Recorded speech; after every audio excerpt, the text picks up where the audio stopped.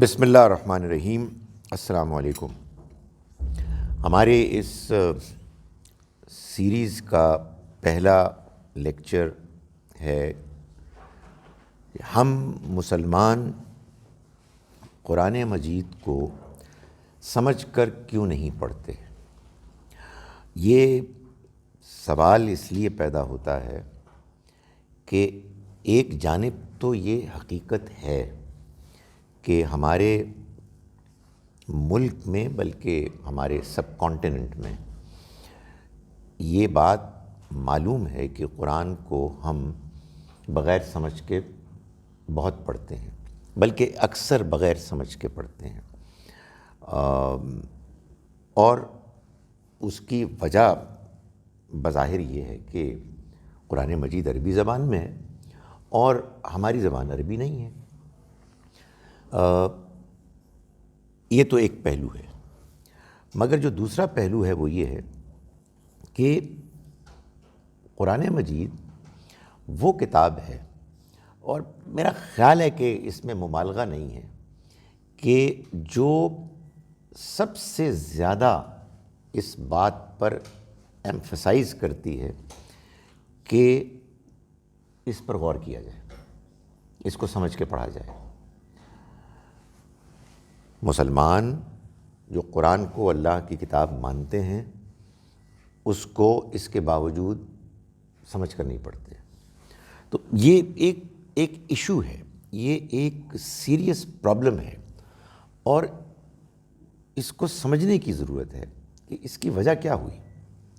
تو میں آج کی پریزنٹیشن میں کوشش کروں گا کہ چند وہ وجوہات بیان کروں کہ جو میرے خیال میں اس کا باعث بنی ہے کہ مسلمان قرآن مجید کو سمجھے بغیر پڑھتا ہے۔ یہ بات کہنے کی ضرورت نہیں ہے کہ ہم سب جانتے ہیں، ہم سب مانتے ہیں کہ قرآن مجید کتاب ہدایت ہے۔ ہدایت کا مطلب رہنمائی، گائیڈنس۔ آپ کو اللہ کی کتاب وہ راستہ دکھاتی ہے جس کو ہمیں اختیار کرنا ہے۔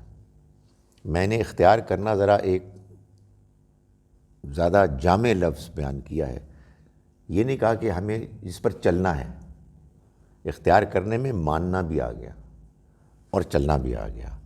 سو ہمیں ماننا ہے ان باتوں کو جن کو قرآن منوانا چاہتا ہے، ہمیں اختیار کرنا ہے ان رویوں کو کہ جن کو قرآن چاہتا ہے کہ ہم اختیار کریں، اور ہمیں چلنا ہے، عمل کرنا ہے ان باتوں پر کہ جن پر قرآن چاہتا ہے کہ ہم عمل کریں۔ تو یہ سب کی سب باتیں ظاہر ہے کہ اسی وقت ہو سکتی ہیں جب ہم قرآن کو سمجھیں۔ تو قرآن مجید کو ہم سمجھے بغیر پڑھتے ہیں، اس کی کیا وجہ ہے؟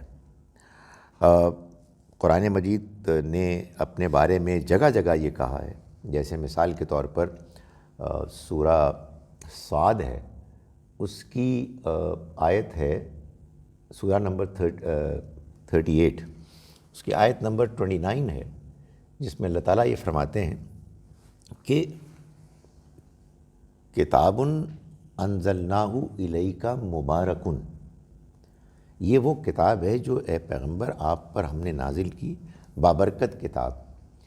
لیدبروا آیاتہ، کیوں نازل کی؟ تاکہ یہ تدبر کریں اس کی آیات پر، ولیتذکر اولو الالباب، اور تاکہ عقل والے اس سے نصیحت حاصل کریں۔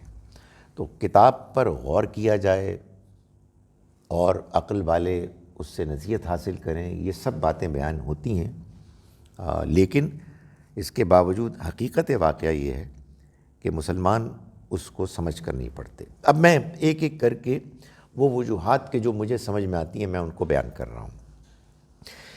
پہلی وجہ جو اس کا باعث بنی ہے وہ یہ ہے، اس وجہ کے علاوہ کہ جو میں بتا چکا ہوں کہ عربی زبان ہماری زبان نہیں ہے، تو ظاہر ہے کہ ایک اجنبی زبان میں یہ اللہ کا کلام ہے، مگر ظاہر ہے کہ یہ وجہ تو نہیں ہونی چاہیے، اس لیے کہ ترجمے موجود ہیں اور عربی زبان بھی سیکھی جا سکتی ہے۔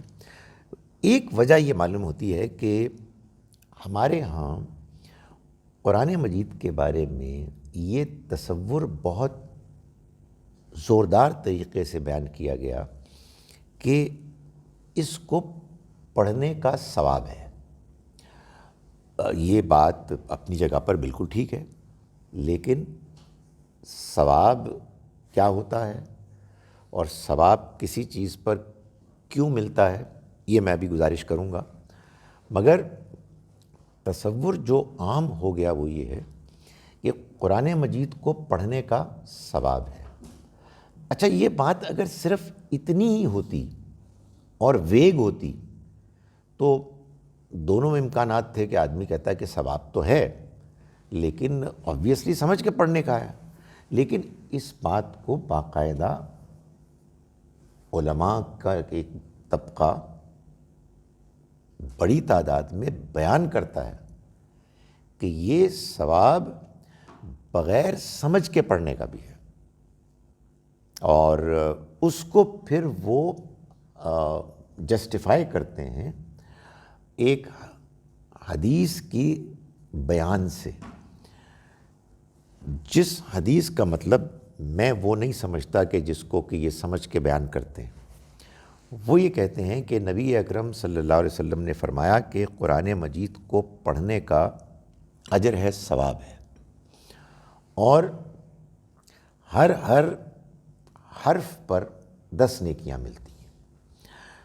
اور پھر آپ نے فرمایا کہ یہ الف لام میم یہ مل کر ایک نہیں ہے، بلکہ الف الگ، لام الگ اور میم الگ ہے، یعنی اس ڈیٹیل میں یہ بات بیان کی گئی۔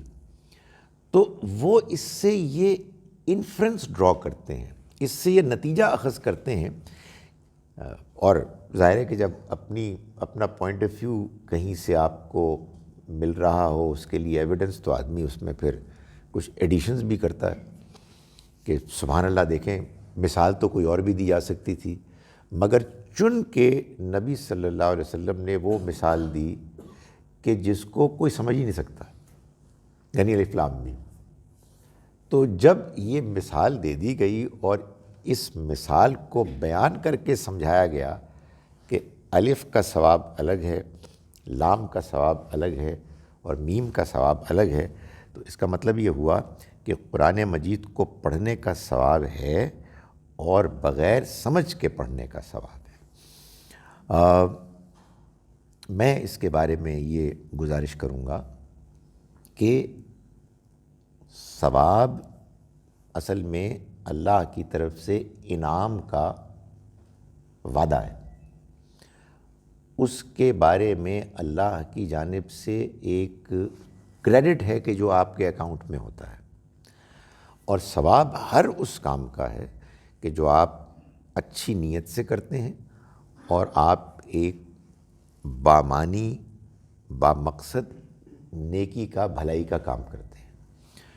تو قرآن مجید کو پڑھنا یقیناً بہت بڑا نیکی کا کام ہے، لیکن قرآن نے خود بیان کر دیا کہ یہ نیکی کیا ہے۔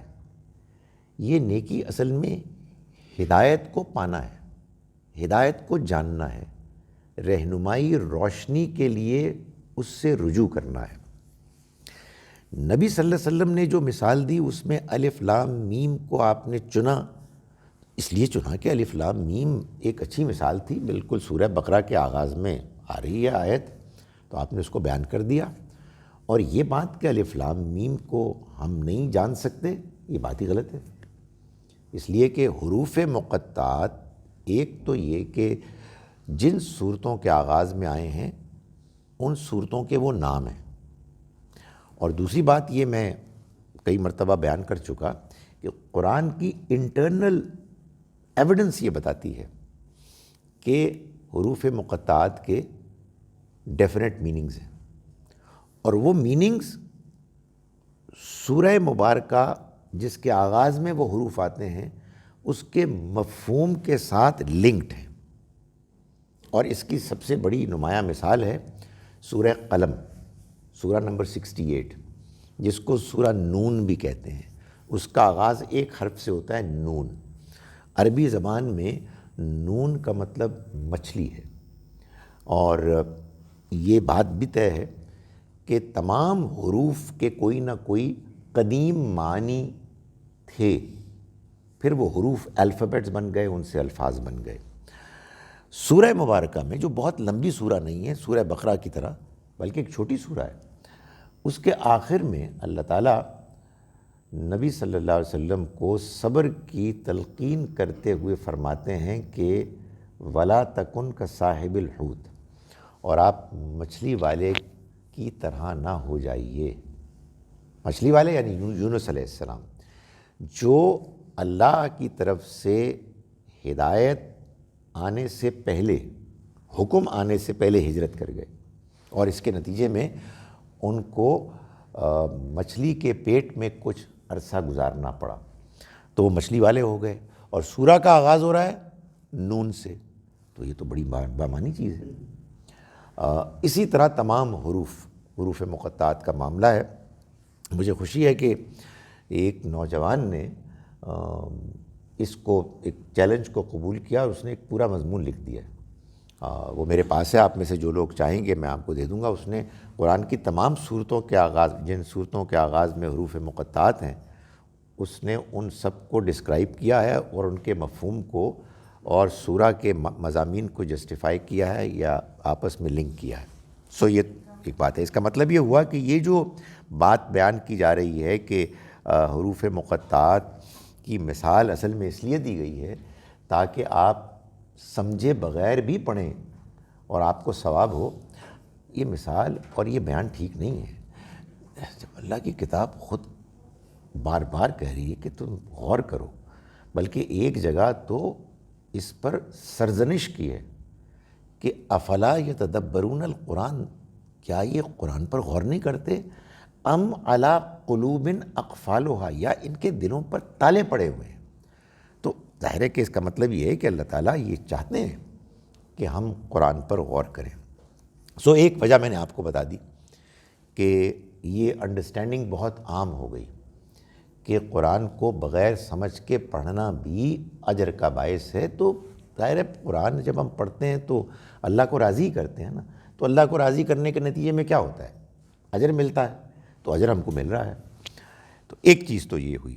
اسی سے ایک لنکڈ دوسری چیز ہے کہ جس کو ہم سب جانتے ہیں کہ ہمارے ہاں جب کوئی عزیز رشتہ دار دنیا سے رخصت ہوتا ہے تو ہمارے سب کانٹیننٹ میں یہ طریقہ اختیار کیا جاتا ہے کہ اس کے ایصال ثواب کے لیے قرآن مجید پڑھا جاتا ہے۔ بلکہ بہت سے مسلمانوں کی زندگیوں میں قرآن مجید کھولا ہی اس وقت جاتا ہے کہ جب کوئی اللہ کا بندہ دنیا سے رخصت ہوتا ہے اور یہ خیال ہوتا ہے کہ اس کو اب کچھ ہم تحفہ بھیجیں، تو وہ تحفہ قرآن کو پڑھ کے اور اس کو اس کے لیے اجر کو ٹرانسفر کرنے کے لیے ایسا کیا جاتا ہے۔ دیکھیں، میں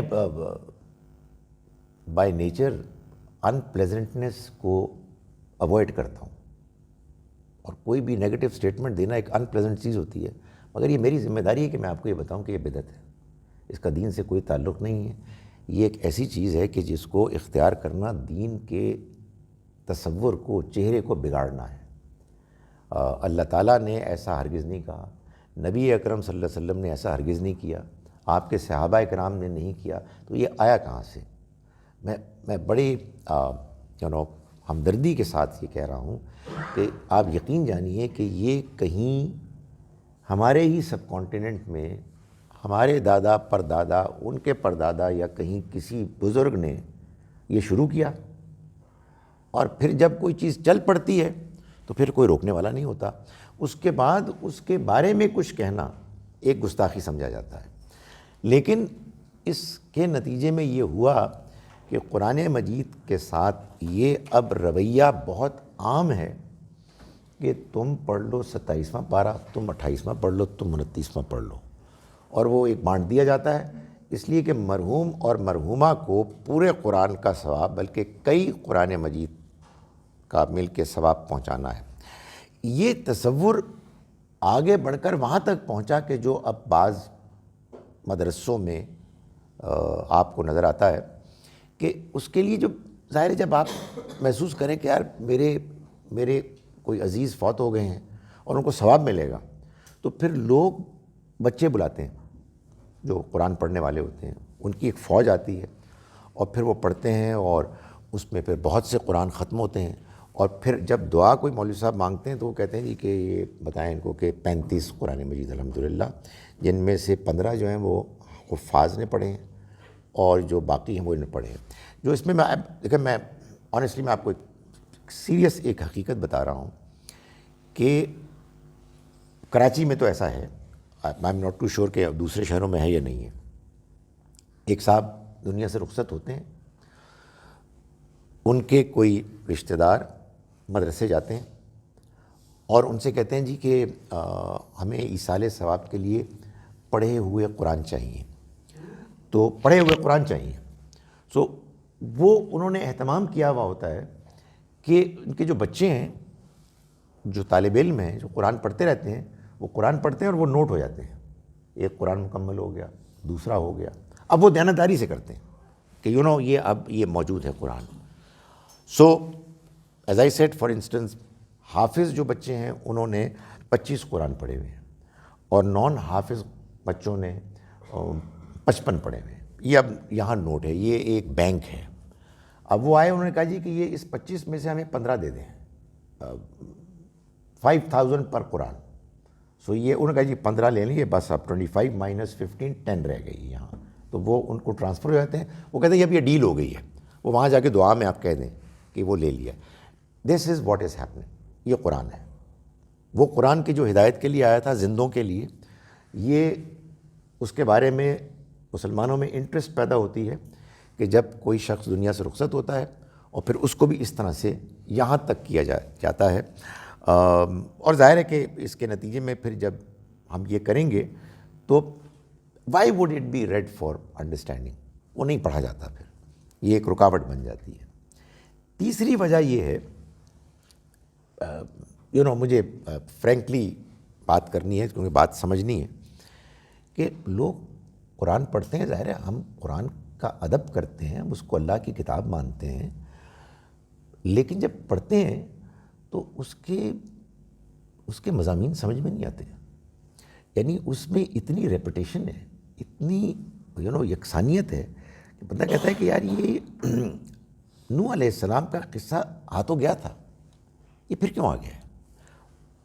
موسیٰ علیہ السلام کے قصہ، وہی سانپ، وہی میجیشنز، وہی غرق ہونا دریا میں، تو یہ کیا ہے؟ تو وہ جب سمجھ کے پڑھتے ہیں تو سمجھ کے پڑھنے میں ان کو مضامین کا دہرایا جانا اور وہ کوئی بہت امپریس نہیں کرتا۔ اب یہ کوئی بات کہہ نہیں سکتا، کہنا تو بہت مشکل ہے۔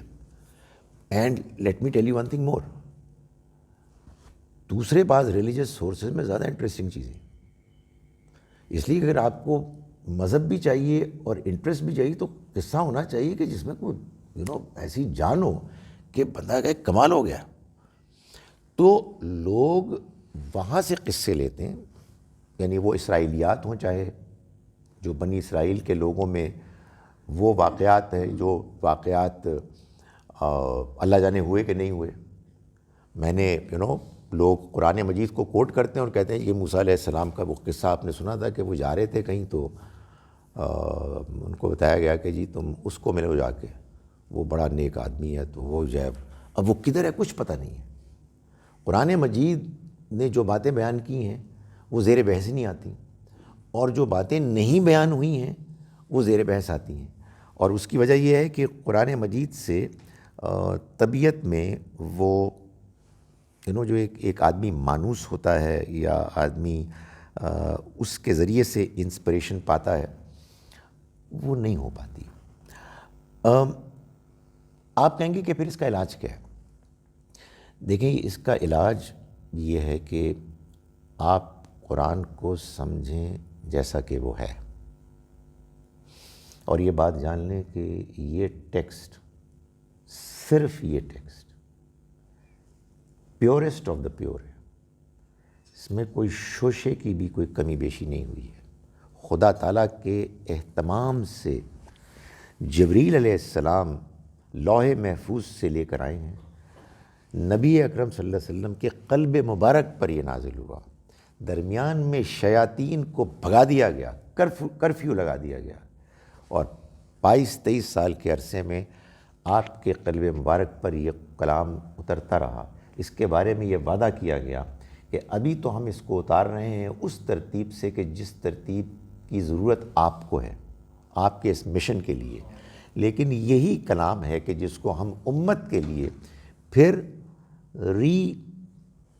مارشل کریں گے، اس کی سیکوینس مختلف کریں گے، اور یہ اس لیے قیامت تک کے لیے محفوظ کر دیا گیا تاکہ لوگوں کے لیے یہ ہدایت، روشنی اور رہنمائی ہو۔ آپ اگر اس بات سے امپریسڈ نہیں ہیں، آپ نے اس بات کو ڈائجسٹ نہیں کیا ہے، تو پھر آپ ادھر سے بھی بات سنیں گے، ادھر سے بھی سنیں گے کہ یار ادھر بھی کچھ نہ کچھ قصے ہیں، ادھر بھی کچھ رہنمائی ہے، ادھر بھی رہنمائی ہے، اینڈ لیٹس فیس اٹ، ادھر والی رہنمائی جو ہے وہ جس طرح سے بیان ہوتی ہے، کیا کہنے ہیں جی، اس میں آواز کی گرج بھی ہوتی ہے، اس میں شاعری بھی ہوتی ہے، اس میں قصوں میں اس میں انٹرسٹ بھی کی جاتی ہے، تو قرآن کی ناٹ میچ وہ sources, sadly I am telling the truth. تو وہ آپ کیسے اس کو کریں؟ آپ یہ جانیں کہ ایک جانب اللہ تعالیٰ نے پیغمبر صلی اللہ علیہ وسلم کو یہ مشن دیا تھا کہ آپ نے 22-23 سال کے عرصے میں وہ کام کرنا ہے جو اس سے پہلے بھی اللہ تعالیٰ نے اپنے رسولوں کے ذریعے سے کروایا، کہ وہ اپنی اقوام نیشنز کے پاس آئے، انہوں نے ان کو پیغام پیش کیا، بات آخری حد تک واضح کر دی، اتمام حجت ہو گیا، قوم نے دشمنی میں، بیزاری میں ان کو بستی چھوڑنے پر مجبور کر دیا، اور پھر اللہ کا عذاب آ گیا۔ یہ بہت سے رسولوں کی قوموں کے معاملے میں ہوا۔ کیوں ہوا؟ اس لیے ہوا کہ اللہ تعالیٰ مور دین اینی تھنگ ایلس اپنے پیغام کے ذریعے سے اس بات کو واضح کرنا چاہتا ہے آخری حد تک کہ اس زندگی کے بعد ایک اور زندگی ہے، اور اس زندگی میں اس زندگی کی کارکردگی، پرفارمنس کے بارے میں اکاؤنٹیبلٹی ہوگی۔ یہ بات آنیسٹلی کہنے کو ہم کہہ دیتے ہیں، لیکن اس کو لوگ سیریسلی نہیں لیتے۔ خدا تعالیٰ نے اس بات کو آخری حد تک واضح کرنے کے لیے اس کا اہتمام کیا کہ اپنے رسولوں کو بھیج کر اس دنیا میں ایک چھوٹی قیامت کو برپا کیا، مختلف موقعوں پر ان کی بستیاں قائم رہیں۔ اللہ تعالیٰ نے اشارات کیے کہ ان کو جا کے دیکھو، واقعات یاد رہے۔ نوح علیہ السلام کا قصہ پوری دنیا کے انسانوں کو ڈیفرنٹ طریقوں سے یاد رہا، لیکن یہ پھر بھی قصے تھے، یعنی ہو چکے، بستیاں موجود ہیں۔ اللہ تعالیٰ نے اس واقعے کو، چھوٹی قیامت کے برپا ہونے کو، تاکہ بڑی قیامت لوگوں کے سامنے واضح رہے، آخری مرتبہ جب کیا محمد صلی اللہ علیہ وسلم کے ذریعے سے، تو اس کو قرآن میں محفوظ کر دیا۔ اب یہ وہ کلام ہے کہ جو پیغمبر کی سرگزشت انذار ہے، اس میں نوح علیہ السلام کے قصے ریپیٹ ہونے چاہیے، اس لیے کہ ایک قوم کی بربادی سامنے تھی، ان کو وارن کرنا تھا۔ آپ جب اب وہ قرآن پڑھتے ہیں تو یہ اب اس کو دوبارہ سیکوینس کیا گیا ہے، اس کو مارشل کیا گیا ہے، اور اس کو اب جب ہم پڑھتے ہیں تو یہ صورتوں کے 7 گروپس ہیں، اور ہم یہ سمجھ کے پڑھتے ہیں کہ یہ اصل میں نبی صلی اللہ علیہ وسلم نے جیسے اس قوم کو خبردار کیا، اور پھر مختلف مراحل سے گزرے، اور پھر حجت تمام ہوئی، اور پھر اس کے بعد ہجرت ہوئی، اور اس کے بعد عذاب آیا، بار بار پڑھتے ہیں۔ آپ ایک مرتبہ اس سے آشنا ہو جائیں اور اس انداز میں پڑھنا شروع کر دیں، اور یہ جانیں کہ اس میں وہ خصوصی رہنمائی تو پورے قرآن میں ہے جو انذار کے لیے ضروری تھی، ہمارے لیے بھی ہے، وہ فرق معلوم ہو جاتا ہے۔ تو آنیسٹ ٹو گاڈ میں آپ کو یہ بتاؤں کہ آپ کو پھر کوئی اور کتاب اس کے قریب بھی نظر نہیں آئے گی دلچسپی میں، اس کی اہمیت میں، اس کی عظمت میں، آپ اس میں انوالوڈ ہوں گے۔ یہ کمال کتاب ہے، کوئی کتاب ایسی ہے ہی نہیں کہ جس کو آپ بار بار پڑھیں اور آپ کہیں یار I am still getting a lot out of it. یہ محض عقیدت نہیں ہے، میں بتا رہا ہوں آپ کو، یہ اس کتاب کے اندر جو اللہ تعالیٰ نے جس طرح سے اس کو ڈیزائن کیا ہے اور جس طرح سے اس کی پریزنٹیشن میں اس کی بیک گراؤنڈ کے ساتھ اس کو حیثیت دی ہے، اس میں وہ فورس، وہ ایفیکٹ، وہ اثر پیدا ہو جاتا ہے۔ لیکن آپ اس کو اپریشیٹ نہیں کر رہے اور آپ کا خیال ہے کہ قصے ہی ہیں، تو بڑا صحیح سوال ہے کہ قصہ ایک مرتبہ کیوں نہیں بیان ہوا؟ تو میں نے آپ کو بتا دیا کہ یہ چیز ہی اور ہے۔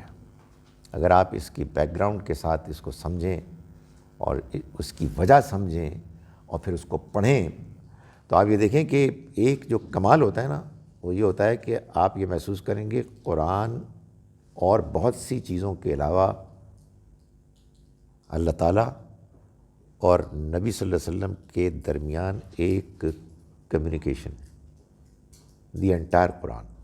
آپ کے پاس کچھ اور ہو سکتا ہے ایسی کتاب جس میں حضور کے دل میں جو خیال بھی پیدا ہو رہا ہے اس کو بھی اللہ تعالیٰ بیان کرے۔ قصے کیا ہوتے ہیں جی؟ وہ دیکھ کے کسی نے سن کے کوئی بتا دیا۔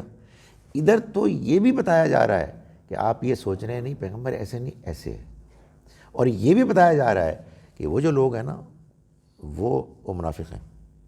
تو یہ سارا وہ سرگزشت ہے جس کو جب آپ پڑھتے ہیں اور بار بار پڑھتے ہیں اور آپ دیکھتے ہیں کہ کیا خوبصورت سیکوینس ہے اس کی، 7 گروپس جو بنائے ہیں، کیسے پیئرز ہیں صورتوں کے اور کیسی صورتوں کے گروپس ہیں، تو پھر وہ آپ کو ایسے آپ کی امیجنیشن کو یہ کتاب کیپچر کرے گی کہ پھر آپ کسی اور چیز میں انٹرسٹ نہیں کریں۔ پھر آپ کہیں گے یار یہ اچھا ٹھیک ہے، یہ واقعہ میں نے سن لیا، اوکے فائن، بٹ واٹ میں قرآن پر آئی وانٹ ٹو فوکس، اس لیے کہ ہدایت، رہنمائی، نصیحت یہ بہت کافی ہے۔ ایک چوتھی وجہ یہ ہے، بعض لوگ قرآن اس لیے نہیں سمجھ کے پڑھتے کہ ان کا خیال یہ ہے کہ اگر ہم اس کو پڑھیں گے تو جو ہمارا اپنا پہلے سے نظریہ بنا ہوا ہے مذہبی، وہ چیلنج ہو جائے گا، so better not do it. آرام سے ثواب حاصل کرو یار۔ میں پیدائشی طور پر ایک خاندان میں پیدا ہوا ہوں، وہاں کچھ نظریات تھے، یا میں کسی بزرگ سے متاثر ہو گیا، ان کے نظریات تھے، تو یہ کس مشکل میں پڑا ہے آدمی اپنے آپ کو ٹینشن دے، روزانہ قرآن پڑھ کے ٹینشن دے یا میرے مولوی صاحب کچھ اور کہہ رہے ہیں، میرے دادا جان نے کچھ اور کہا تھا اور قرآن مجید کچھ اور کہہ رہا ہے۔ قرآن کو پڑھو، ثواب حاصل کرو، نیکی کرنی ہے ان سے سن کے کر لو۔ آئی ایم ٹیلنگ یو، یہ ایک ریالٹی ہے۔ لوگ اس لیے بھی قرآن کو سمجھ کے نہیں پڑھتے۔ بعض لوگوں نے دین کو بالکل ہی ایسے بنایا ہوا ہے جیسے کہ کچھ بھی نہیں کہہ رہا، اور اس لیے نہیں پڑھتے کہ کچھ پڑھیں گے تو کچھ احکام سامنے آئیں گے، ان پر عمل کرنا پڑے گا۔ اور بعض نے اتنا سخت بنا لیا ہے کہ انہوں نے کہا جی اب زندگی ساری گزار دی ہے تو اب قرآن کو پڑھ کے ہم اپنے آپ کو بدلیں، تو وہ یہ بھی ایک انفارچونیٹلی ایک رکاوٹ بن جاتی ہے۔ سو لوگ قرآن پڑھتے ہیں اور بڑے عقیدت سے پڑھتے ہیں۔ ابھی ماشاءاللہ رمضان مبارک آنے والا ہے تو اس پہ بھی مجھے ایک گفتگو کرنی ہے، تو اس میں ان کو پورے اجر کی امید ہوتی ہے اور اللہ اجر دے گا، امید ہے انشاءاللہ، اس میں کوئی ڈاؤٹ کرنے کی ضرورت نہیں۔ بٹ دا فیکٹ از کہ اس کے نتیجے میں ہوتا یہ ہے کہ آدمی تدبر نہیں کرتا قرآن پہ، اس لیے کہ میں آپ کو بتا رہا ہوں کہ جب آپ قرآن پر تدبر کریں گے تو پھر آپ یہ محسوس کریں گے کہ یار مائی گڈنس، یہ تو میں پچھلے 15 سال سے جو بات مان رہا تھا اور کر رہا تھا، یہ بات ہی غلط ہے، بیس لیس بات ہے، and people don't want to do it. میں آپ کو یہ بتانا چاہتا ہوں کہ جب یہ آپ کے ساتھ واقعہ ہوگا تو یہ آسان نہیں ہوگا۔ یہ ایسا نہیں کہ اچھا اوکے ٹھیک ہے مجھے بات سمجھ میں آ گئی، چائنا کا کیپٹل بیجنگ ہے اور کوئی اور شہر نہیں ہے، سمجھ میں آ گیا، ٹھیک ہو گیا۔ یہ ایسے نہیں ہے، بندہ ہل جاتا ہے، یار میں پچھلے 15 سال سے 25 سال سے کام کر رہا تھا، اور میں نے لوگوں سے لڑائی کی اس پہ، میں نے ان سے اختلاف کیا، تو اب پتہ لگا میری بات ہی غلط ہے. تو وہ ایک چیلنج ہوتا ہے، لیکن بہرحال وہ چیلنج ہے کہ جس کو کہ آدمی کو فیس کرنا پڑتا ہے. اس کا حل یہی ہے کہ ہم اپنے ذہن کو کھلا رکھ کر قرآن کو پڑھیں، اس زندگی کو ایک امتحان سمجھیں، اور یہ امتحان جو ہے نظریات کا بھی امتحان ہے، اور اپنے مذہبی نظریات کو ایمان سمجھ کے اس پر ضد نہ کریں. یعنی ایک بڑی خطرناک بات میں کہہ رہا ہوں. بعض لوگ بعض باتوں کو اپنا ایمان بنا لیتے ہیں، اور ایمان کے بارے میں پہلے سے یہ طے کیا بھائی یہ کوئی بالغیب چیز ہے. بالغیب تو خیر صحیح ہے، ایسا ہی ہے جس میں کہ جو بلائنڈ ہے، میرے کوئی سوال نہیں پیدا ہوتا. تو اس کے بعد پھر وہ لوگ اس پہ بحث نہ کرتے ہیں، نہ کرنے دیتے ہیں، اور اس پہ وہ سٹانچ ہوتے ہیں. یہ بڑی خطرناک بات ہے اگر آپ نے اپنی کسی ضد کو اپنا ایمان بنایا ہوا ہے.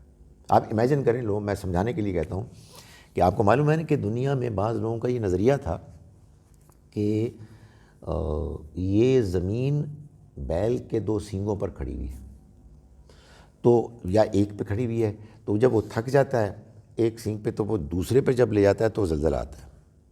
This was a part of their creed. اچھا اب فرض کیجئے کہ ایسے ایمان کو، بھئی ایمان تو پھر ایمان ہی ہوتا ہے نا، اس کو تو آپ مان رہے ہیں پورے جذبات کے ساتھ. اگر کسی موقع پر سائنسی حقیقت کے بیان سے چیلنج ہو جائے گا تو بندہ کیا کرے گا؟ یا اس غلطی کو تسلیم کر لے گا، یا پھر ضد کرے گا، جی میں تو اپنے ایمان پر استقامت دکھا رہا ہوں. ارے بھائی وہ استقامت نہیں ہے، وہ ضد ہے.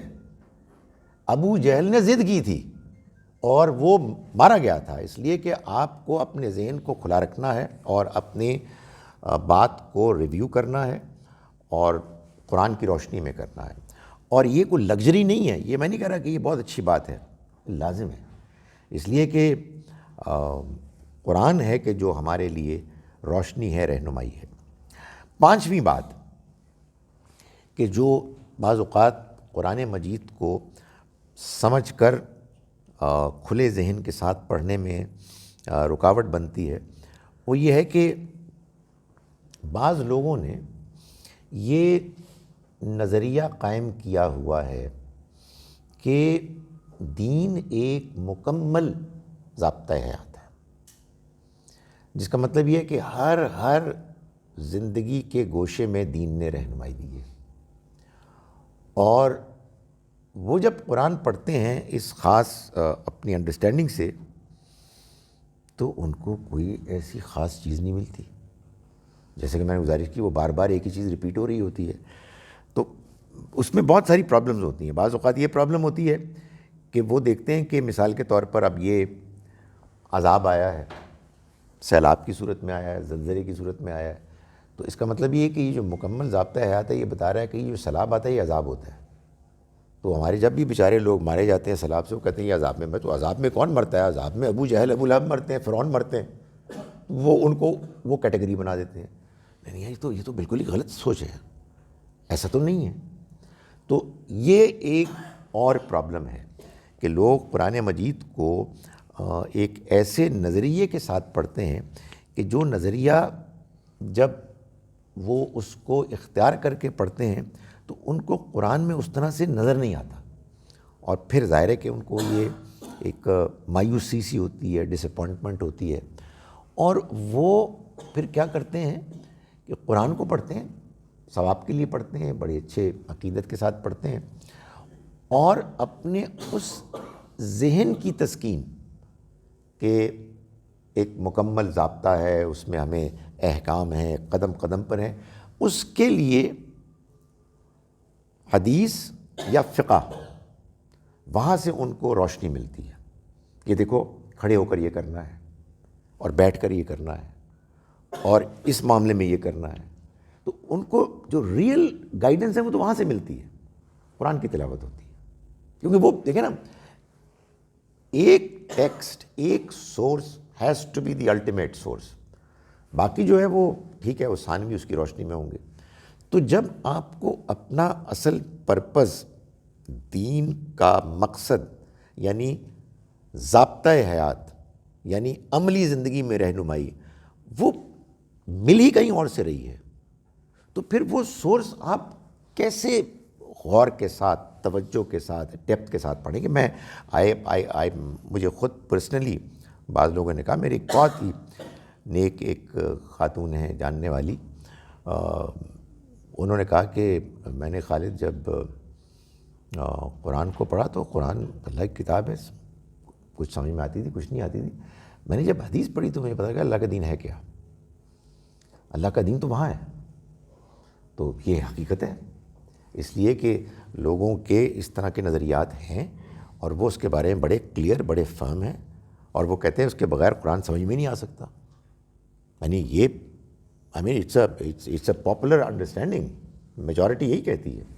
سو کہیں فقہ اور کہیں حدیث، یہ اصل میں لوگوں کی اصل دینی مذہبی ضرورت پیاس کو پورا کرتے ہیں، یعنی مکمل ضابطہ حیات، ہر چیز میں رہنمائی۔ اور قرآن پتہ نہیں، اللہ کی کتاب ہے، ہمارے سمجھ میں نہیں آ رہی، آئی ایم شیور کہ کوئی وجہ ہوگی، تو ظاہر ہے کہ کوئی ایسا نہیں ہے کہ کوئی ان کا اوپینین نیگیٹو ہے، نعوذ باللہ، ایسا تو ہرگز نہیں ہے، ایمان ہے ان کا، لیکن یہ حقیقت سمجھ میں نہیں آ رہا، تدبر نہیں ہو سکتا، یو کانٹ انڈرسٹینڈ اٹ، یہ تو ہوتا ہے۔ سو یہ ایک بڑی مشکل اور بڑی رکاوٹ ہے۔ پھر آئیے آگے کہ قرآن مجید، اچھا اس معاملے میں یہ I just want to comment کہ دیکھیں اس میں پرابلم کیا ہے؟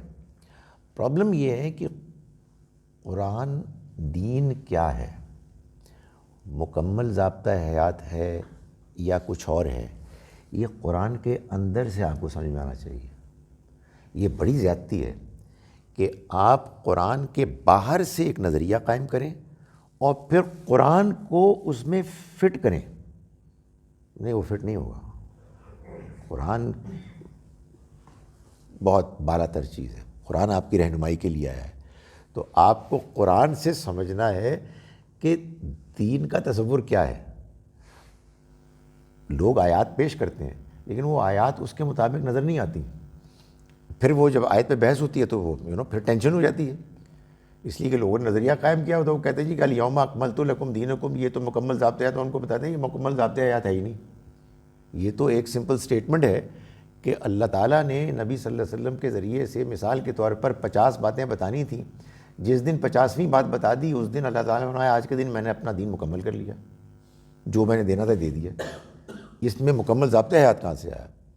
سو یہ ایک پرابلم ہے، اور یہ میں نے دیکھا ہے، آپ نے بھی دیکھا ہے، دنیا میں بہت ہم دیکھ رہے ہیں، آج کل بھی دیکھ رہے ہیں کہ جو اسٹرینگتھ، جو فورس، جو ایفیکٹ پروپیگنڈے کا ہے وہ سادہ گفتگو کا تو ہے ہی نہیں۔ سو یہ بار بار ہیمر کی جاتی ہے بات اور لوگ اس سے انفلوئنسڈ ہوتے ہیں، اس کے بعد وہ اسی روشنی میں ہر چیز کو دیکھتے ہیں۔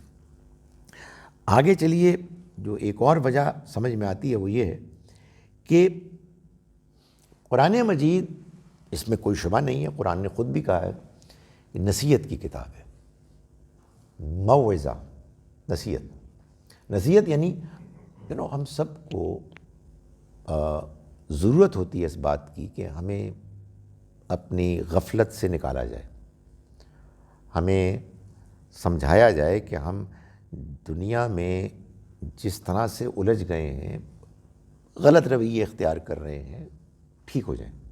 سو واعظ، نصیحت، سرمن، یہ ایک ہماری ضرورت ہے۔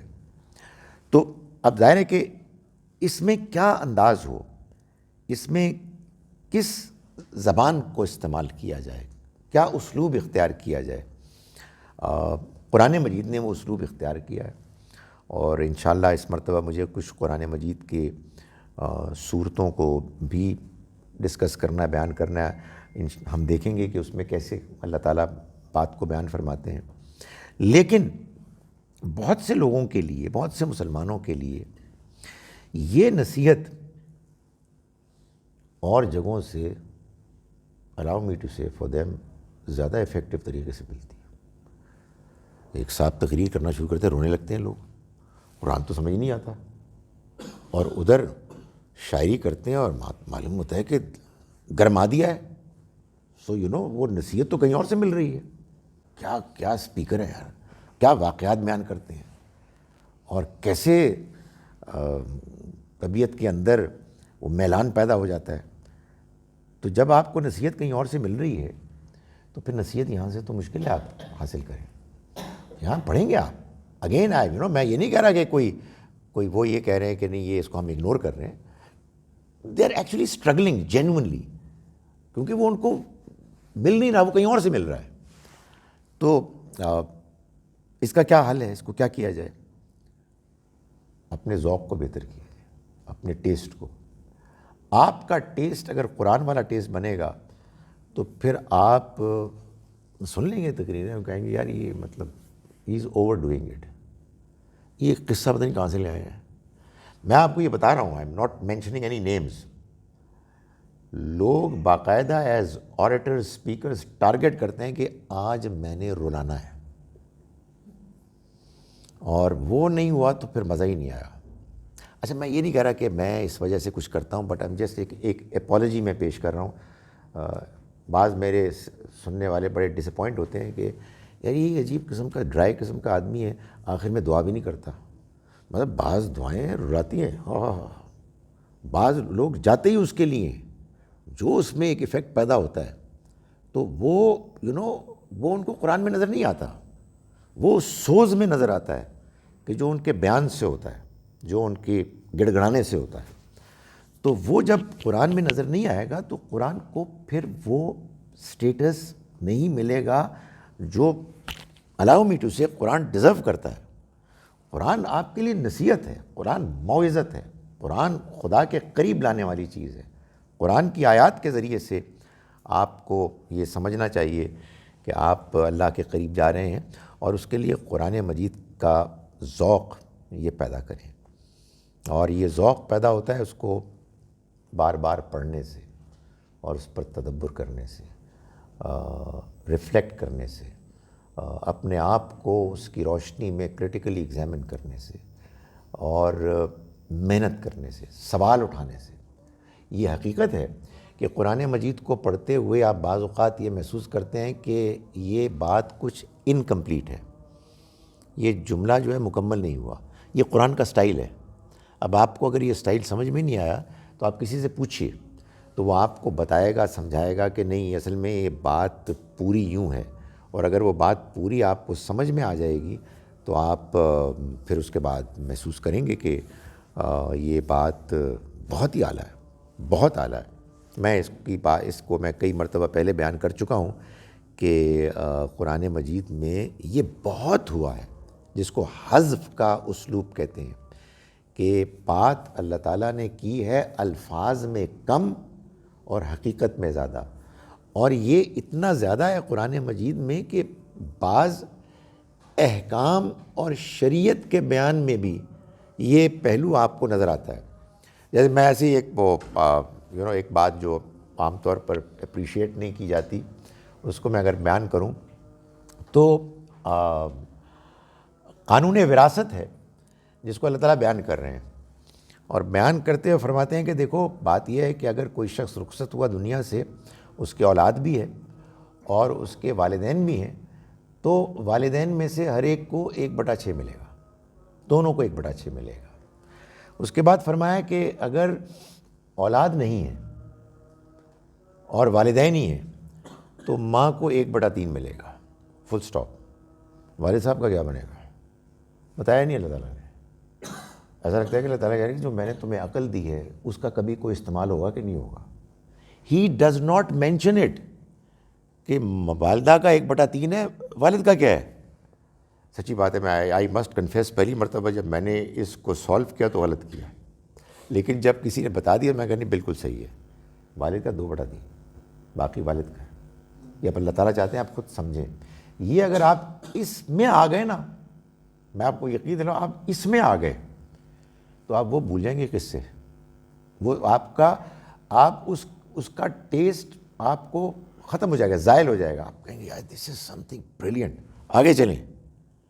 اللہ تعالیٰ فرماتے ہیں کہ اگر اس کے بہن بھائی ہوں, اولاد نہ ہو بہن بھائی ہوں, تو ماں کو ملے گا 1/6.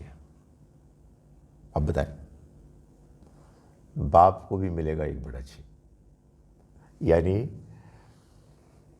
بہن بھائی اولاد کی جگہ لے لیں گے.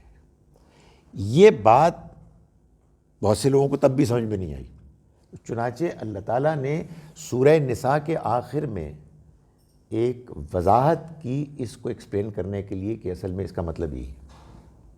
یہ قرآن آپ کی تربیت کرتا ہے غور و فکر کی، اور قرآن یہ کہتا ہے کہ ہم نے اس کو اس طرح سے ڈیزائن اس لیے کیا ہے تاکہ تم غور و فکر کرو پھر دنیا والآخرہ، دنیا کے معاملات میں بھی اور آخرت کے معاملات میں بھی.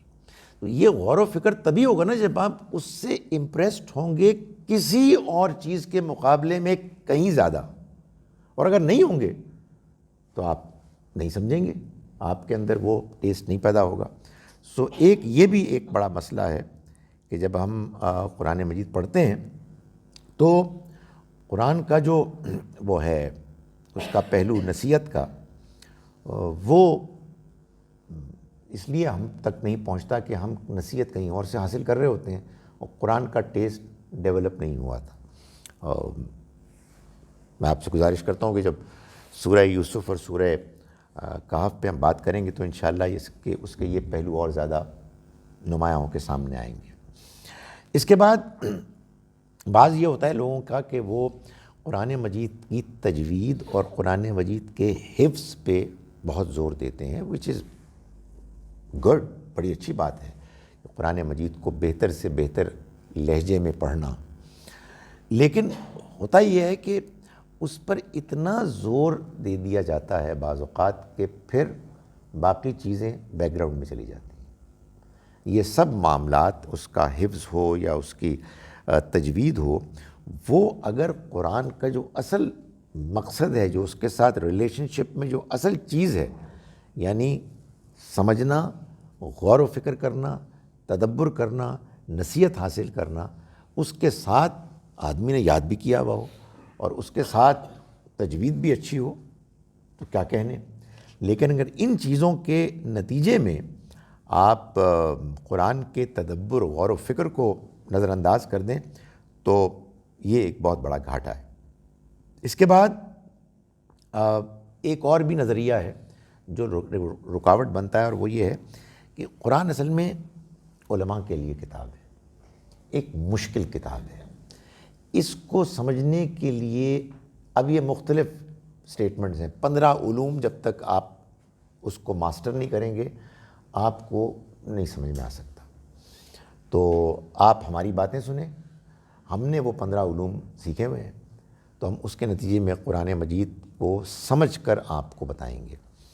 تو ظاہر ہے کہ جب ایک آدمی کسی نیک، اوتھینٹک، پڑھے لکھے، کوالیفائڈ اسکالر سے یہ بات سنتا ہے تو پھر وہ قرآن کے بارے میں تھوڑا سا ہو جاتا ہے اس پہلو سے ڈس اپوائنٹ کہ میں اس کو سمجھ سکتا ہوں. میں ان سے سمجھ لوں گا اور یقیناً ان سے کچھ نہ کچھ ملتا ہے.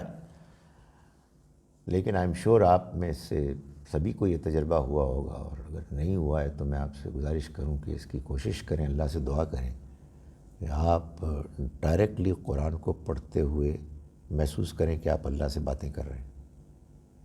یہ بڑی محرومی ہے اگر یہ پیدا نہ ہو، اور بڑی محرومی ہے کہ آدمی اس کو اپنے اندر اس لیے نہ پیدا کر پائے کہ وہ کہے کہ جی میں جو قرآن میں لکھا ہے میں کسی اور سے سن لیتا ہوں. تو براہ راست پڑھنا، غور کرنے کی کیا ضرورت ہے؟ نہیں جی، وہ دنیا ہی اور ہے جی، وہ آدمی کے لیے پریویلیج ہی اور ہے، وہ احساس، وہ فیلنگ اور ہی چیز ہے، اور اس سے محرومی نہیں ہونی چاہیے. اس کے بعد ایک اور چیز ہے جو قرآن مجید میں عام طور پر ہمارے ہاں مشہور ہوئی ہے، اور وہ ہے صورتوں کا الگ الگ پڑھنا. اس لیے کہ یہ بات مشہور ہو گئی ہے کہ بہت سی صورتیں ہیں ان کا بہت الگ سے پڑھنا اجر کا باعث بنے گا، اور نبی صلی اللہ علیہ وسلم کے حوالے سے کہا جاتا ہے، اور لوگ بڑے اہتمام سے ان صورتوں کو پڑھتے ہیں. سورہ کہف جمعے کے روز بہت سے لوگ پڑھتے ہیں، سورہ واقعہ، بہت سی اور صورتیں ہیں. جب آپ یہ اہتمام کرتے ہیں تو پھر قرآن کور ٹو کور از اول تا آخر الف لام میم سے بلکہ الحمد سے والناس تک آپ نہیں پڑھیں گے. بھئی ایک آدمی کے اندر ایک سٹیمنا ہے نا, بہت سی چیزوں کے ہمارے اندر کچھ وہ پڑی ہوئی ہے, فیول پڑا ہوا ہے, سٹیمنا ہے, وہ استعمال ہو گیا تو بس ہو گیا. اب قرآن کیا اے ٹو زی الگ سے پڑھے, سورہ واقعہ الگ سے پڑھے, سورہ کاف الگ سے پڑھے, یہ ہوتا نہیں ہے. It practically doesn't happen. تو یہ بھی ایک وجہ بن گئی ہے بہت سے لوگوں کے لیے. اور ایک بات میں آپ کو بتاؤں, پتہ نہیں ہے میرا اپنا پرسنل ایکسپیرینس ہے, جو صورتیں ہم کو یاد ہیں اور وہ ہم بار بار پڑھتے ہیں, یہ ایک ہے مشکل, ان کو سمجھنے میں مشکل ہوتی ہے. You are actually not understanding them, you just repeating them. اس میں ذرا رکنا پڑتا ہے. لیکن جو یاد نہیں ہے اس طرح سے, ان کو پڑھتے ہیں تو آپ سمجھتے ہیں. اور جن کو آپ نے روٹین بنایا ہوا ہے کسی خاص دن یا ہر روز پڑھنے کا, اس کا بہت غالب امکان ہے کہ وہ سمجھ کے نہیں پڑھی جا رہی اور ریپیٹ کی جا رہی ہیں. میں صرف اتنا ہلکا سا تبصرہ کروں گا, میں کوئی ایکسپرٹ نہیں ہوں اس فیلڈ کا. بعض لوگوں سے میں نے کنسلٹ کیا ہے, ان میں سے اکثر جو باتیں جن احادیث کی بنیاد پر کہی جاتی ہیں وہ احادیث محدثین علماء کے معیار پر بھی پورا نہیں اترتی. دے آر ناٹ اوتھینٹک احادیث. حدیث کو پرکھنے کے دو موٹے موٹے اصول معیارات ہیں, ایک روایت اور ایک درایت. روایت کا اصول وہ ہے جو علماء حدیث انگیج کرتے ہیں, امپلوائے کرتے ہیں راویوں کے ریلائبل ہونے کو کے پوائنٹ آف ویو سے. اس پوائنٹ آف ویو سے بھی اکثر وہ حدیثیں جو اس ضمن میں بیان کی جاتی ہیں, انکلوڈنگ سورہ کہف کا جمعے کے دن پڑھنا, ان کے بارے میں کہا جاتا ہے کہ ان میں سے ایک آدھ بندہ بالکل ریلائبل نہیں ہے. اور دوسرا اصول ہے درایت کا. درایت کا مطلب یہ ہے کہ جو بات بیان کی جا رہی ہے اس کو دین کے اوور آل فریم ورک میں فٹ ہونا چاہیے. وہ پرابلم پیدا کر رہا ہے. تو ایسا تو ہو نہیں سکتا کہ نبی صلی اللہ علیہ وسلم جو دین لے کے آئے ہیں, بعض باتیں آپ ایسی بیان فرمائیں کہ جو دین کے مجموعی نظام میں کچھ اجنبی سی لگ رہی ہیں. تو اس کو بھی باقاعدہ ہمارے علماء نے ایک معیار بنایا ہے امپورٹنٹ, اور صحابہ کرام کے واقعات سے بھی معلوم ہوتا ہے انہوں نے بھی ایسے ہی کیا. عائشہ رضی اللہ عنہا فرماتی ہیں, حالانکہ ان کو ڈائریکٹلی ایک صحابی بتا رہے ہیں, درمیان میں 4-5 بندے اور 2 جنریشنز نہیں ہیں, ڈائریکٹلی ایک صحابی بتا رہے ہیں کہ نبی صلی اللہ علیہ وسلم نے یہ فرمایا, آپ نے فرمایا نہیں ہے, ایسا نہیں ہے, یہ نہیں ہو سکتا, اٹ از ناٹ پاسبل. قرآن کچھ اور کہہ رہے ہیں تو حضور کیسے فرما سکتے ہیں؟ یہ ان کا تبصرہ ہوتا تھا, اس لیے کہ ان کے نزدیک اصل چیز قرآن تھی. نبی صلی اللہ علیہ وسلم میرے سامنے موجود ہوں, مجھے کوئی حکم دیں, مجال ہے کہ میں کچھ اور کروں. اللہ کے پیغمبر ہیں, وہ الٹیمیٹ اتھارٹی ہیں, وہ موجود نہیں ہیں اور میرے پاس ان کی خبر آ رہی ہے, مجھ پر لازم ہے کہ میں یہ ویریفائی کروں یار یہ آپ فرما سکتے تھے کہ نہیں فرما سکتے, یہ آپ کی بات ہو سکتی ہے کہ نہیں ہو سکتی. یہ میری ذمہ داری ہے. صرف نام سن کے میں اس کو مان لوں جب کہ قرآن میرے پاس موجود ہے, کیسے ہو سکتا ہے؟ لیکن لوگوں نے یہ طریقہ اختیار کر لیا, جس کا نتیجہ یہ ہوا کہ انہوں نے قرآن مجید کے پڑھنے میں یہ طریقہ اختیار کیا کہ صورتوں کا انتخاب کر لیا. اب آپ دیکھیں کہ میرا پارا تو سپارے کو سن کے ہائے ہو جاتا ہے, بیکاز سپارے جو ہیں یہ ایک ایجاد ہے. قرآن کو 30 ٹکڑوں میں بانٹ دیا ہے. خدا تعالیٰ نے قرآن مجید کو 114 صورتوں میں بانٹا تھا. کون ہوتا ہے اس کو 30 حصوں میں بانٹنے والا؟ اللہ کے پیغمبر جب چلے گئے تو اب کوئی نہیں کر سکتا یہ. تو یہاں تو ایک اور چیز ہے, پنچ سورہ وہ ہو گئی ہے, اس کو لوگ اختیار کرتے ہیں.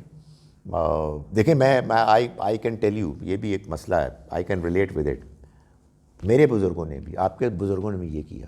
یہ ان پہ کرٹیسزم نہیں ہے, اس کو کبھی کسی سچی بات کو ماننے کے راستے میں رکاوٹ نہ بنائیں. بھائی اگر فرض کیجئے کہ میری والدہ نے یا میری دادی نے یا میرے دادا نے پنچ سورہ پڑھا تھا, اللہ تعالیٰ اس کو قبول فرمائے گا انشاءاللہ, اس لیے کہ ان کا علم, ان کی معلومات اتنی ہی تھی. آپ اس بات کو سمجھنے سے کیوں رک رہے ہیں کہ آپ کے دادا نے ایک کام کیا تھا. یہ تو وہی والی بات ہوئی کہ جو مکے کے لوگ کہتے تھے کہ جی ہم تو وہی کریں گے جو ہمارے آباء و اجداد کرتے تھے. تو اس لیے یہ بھی ایک ڈیفیکلٹی ہے کہ بعض صورتیں ہیں جن کو کہ لوگ خاص طور پر پڑھتے ہیں، پھر اس کے بعد قرآن اس طرح سے پڑھا نہیں جاتا. ایک اور، اب میں جلدی سے ختم کر رہا ہوں اس لیے کہ وقت ختم ہو گیا ہے. ایک اور جو رکاوٹ ہے وہ یہ ہے کہ قرآن مجید کو بہت سے لوگوں نے علاج کی کتاب سمجھا ہے. اس سے بہت ساری چیزوں کے علاج ہوتے ہیں، کینسر کا علاج ہوتا ہے اور چیزوں کے بھی علاج ہوتے ہیں. I have got nothing against it, لیکن جب وہ اتنا زیادہ اس کو ایمفسائز کیا جاتا ہے، اور یہ اس کے لیے نہیں آئی ہے کتاب. قرآن میں جب یہ بیان کیا گیا کہ یہ شفا ہے تو اس سے مراد یہ والی شفا نہیں ہے کہ جو MBBS ڈاکٹرز اور دوسرے لوگ کرتے ہیں. یہ اصل میں ہے شفاء لما فی الصدور، دلوں کے اندر کی بیماریوں. تو یہ بھی ایک پرابلم بنی ہے، رکاوٹ بنی ہے لوگوں کے قرآن کو سمجھ کے پڑھنے کے راستے میں. ایک نظریہ عام ہو گیا، بہت عام ہے، علماء میں عام ہو گیا کہ اصل میں قرآن مجید کو 7 مختلف طریقوں سے پڑھا جا سکتا ہے، اور وہ سارے 7 ہی ٹھیک ہیں، اور ان کے ورڈنگز بھی فرق ہیں.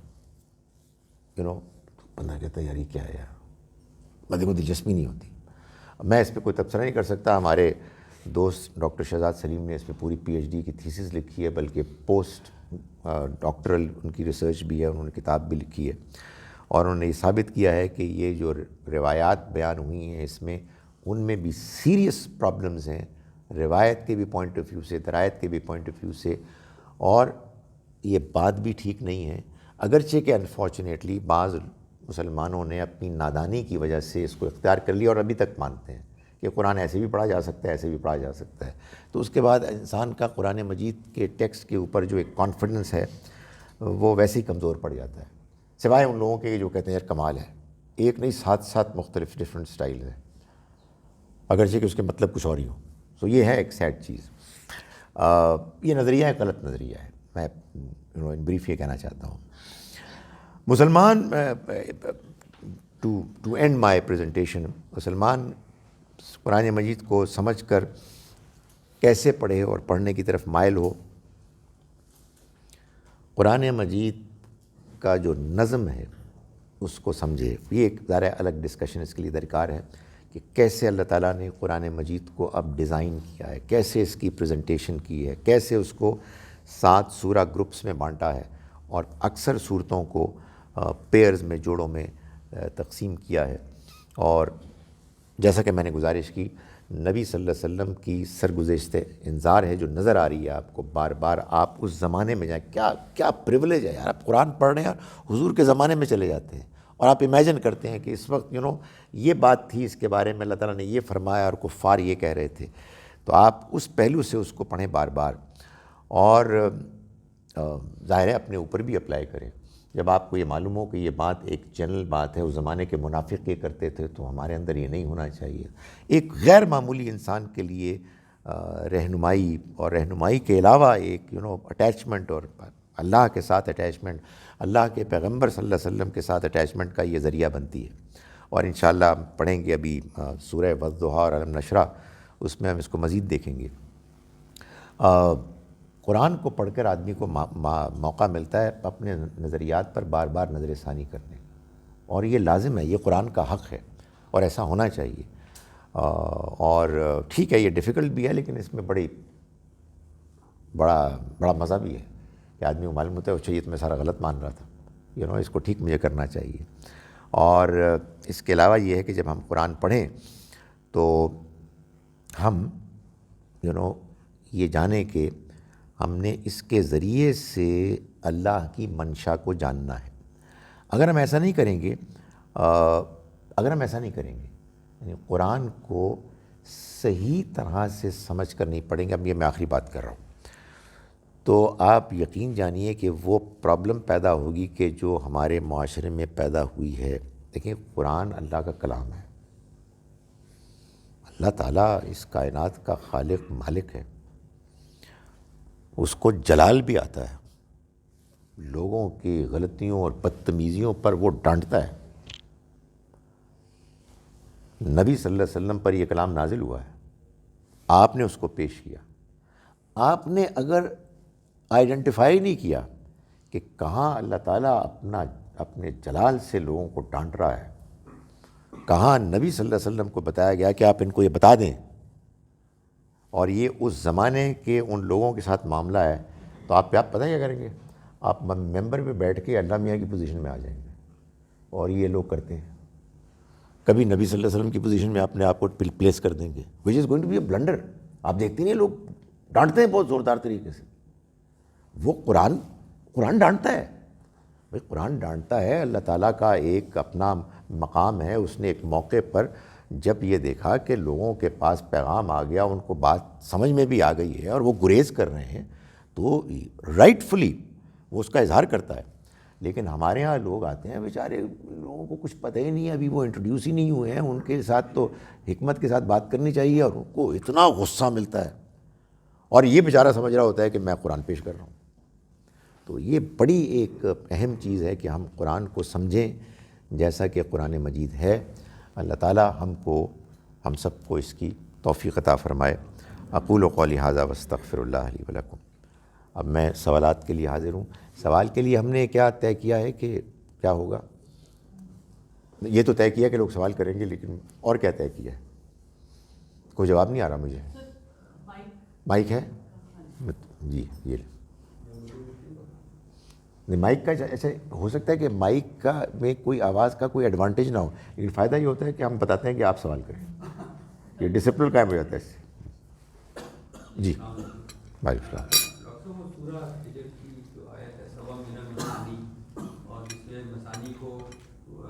ویسے تو وہ ہے پیر, لیکن کیوں علماء کرام نے 1300 سال سے سمجھ لیں اس کو یہ کیا ہے کہ بار بار پڑھی جانے والی کیا ہوتا ہے؟ یعنی سوال یہ ہے کہ سورہ ہجر ہے, سورہ نمبر 15, اس کی آیت نمبر 87 میں اللہ تعالیٰ یہ فرماتے ہیں کہ وَلَقَدْ آتَيْنَاكَ سَبْعًا مِّنَ الْمَثَانِي وَالْقُرْآنِ الْعَظِيمِ. ہم نے آپ کو 7 دیے گروپس, جس کے فیچر یہ ہے کہ اس میں صورتیں دہرائی جاتی ہیں, صورتیں پیئرز میں ہیں, یعنی یہ عظیم قرآن دیا. یہ جو میں نے سارا کانسیپٹ بیان کیا یہ اس آیت میں آ گیا. لوگوں نے اس کا مطلب یہ لیا ہے کہ یہ اصل میں سورہ فاتحہ ہے, اور وہ یہ کہتے ہیں کہ سورہ فاتحہ دہرائی جاتی ہے اور یہی عظیم قرآن ہے. اس میں ایک پرابلم آ گئی کہ سورہ فاتحہ کی آیتیں 6 ہیں. تو اب یہ بڑی اچھی اگزامپل ہے کہ کیسے پھر آپ قرآن مجید کو اپنے نظریات کے مطابق ایڈجسٹ کرتے ہیں. تو لوگوں نے اس کی آیات 7 بنا لی الحمدللہ. بعض لوگوں نے یہ کیا کہ آخری آیت کو 2 آیات بنا لی, اور بعض نے یہ کیا کہ سورہ فاتحہ کی آیات 6 ہی رکھی ہیں. انہوں نے کہا کہ سورہ فاتحہ میں بسم اللہ بھی آیت ہے, بیکاز وہ مسئلہ حل کرنا تھا کہ وہاں 7 بتایا ہے اور 7 سے مراد سورہ فاتحہ لیا ہے. تو ایک تو یہ ہوا. دوسرا یہ ہوا کہ مثانی کا مطلب انہوں نے کہا کہ دہرائی جانے والی, تو وہ تو دہرائی جاتی ہے سورہ فاتحہ. تو قرآن عظیم کیا ہے؟ یہی سورہ فاتحہ قرآن عظیم. آپ کہیں گے انہوں نے کیوں ایسے سمجھا؟ ایک تو یہ کہ کہیں حدیث کا حوالہ لوگوں نے بیان کیا کہ اس میں بیان کیا گیا ہے, اور اس سے زیادہ اہم بات یہ ہے کہ وہ کرٹیکلی ایگزامن نہیں کیا کہ جو وہ بات کہہ رہے ہیں وہ بات بنتی نہیں. میں بھی بتا دوں کیوں نہیں بنتی. اور دوسری وجہ یہ ہوئی کہ صحیح بات سامنے نہیں آئی, کیونکہ جب صحیح بات سامنے آئے گی تو جو غلطی ہوئی ہے وہ ٹھیک ہوگی. تو صحیح بات کو تو آنے میں 1400 سال لگنے تھے, تو وہ تو بعد میں آئی ہے, تو اس وقت تک یہ غلطی ہونی تھی, اس سے کوئی فرق نہیں پڑتا. یہ بات, یہ اوپینین غلط اس لیے ہے کہ جب آپ یہ کہتے ہیں کہ ہم نے آپ کو 7 دہرائی جانے والی دیں آیات, مان لیا یہ سورہ فاتحہ ہے اور دہرائی جانے والی یہی مطلب ہے اس کا, تو پھر والقرآن العظیم کا کیا مطلب ہے؟ تو اس میں والقرآن العظیم کا مطلب اگر آپ لیں گے اور قرآن عظیم, تو اس کا مطلب پھر لوگوں نے یہ لیا کہ سورہ فاتحہ قرآن عظیم نہیں ہے. وہ اور یہ لوگ مانتے ہیں سورہ فاتحہ اس کا وہ ہے انٹروڈکشن ہے یا وٹ ایور، اور باقی قرآن الگ ہے. یہ بات ہی غلط ہے. دوسرا مطلب، یہ میں عربک کے پوائنٹ آف ویو سے کہہ رہا ہوں، دوسرا مطلب یہ آپ مطلب بولیں گے یا دوسرا مطلب یہ لیں گے کہ یہ سورہ فاتحہ جو 7 دہرائی جانے والی آیات ہیں یہی قرآن عظیم ہے، اور یہ بھی لوگوں نے مطلب لیا، یہ بھی مطلب نہیں بنتا. تو دیکھیں غلطیاں ہوتی ہیں، اور اللہ تعالیٰ نے اس کو اس لیے رکھا ایسے تاکہ لوگ غور کرتے رہیں، اور غور کرنے کے بعد اگر کہیں چیز کھٹک رہی ہے تو کویسچن مارک رکھیں اور غور کرتے رہیں، اور ان کو یقیناً اللہ کی طرف سے رہنمائی ملے گی. جی یہ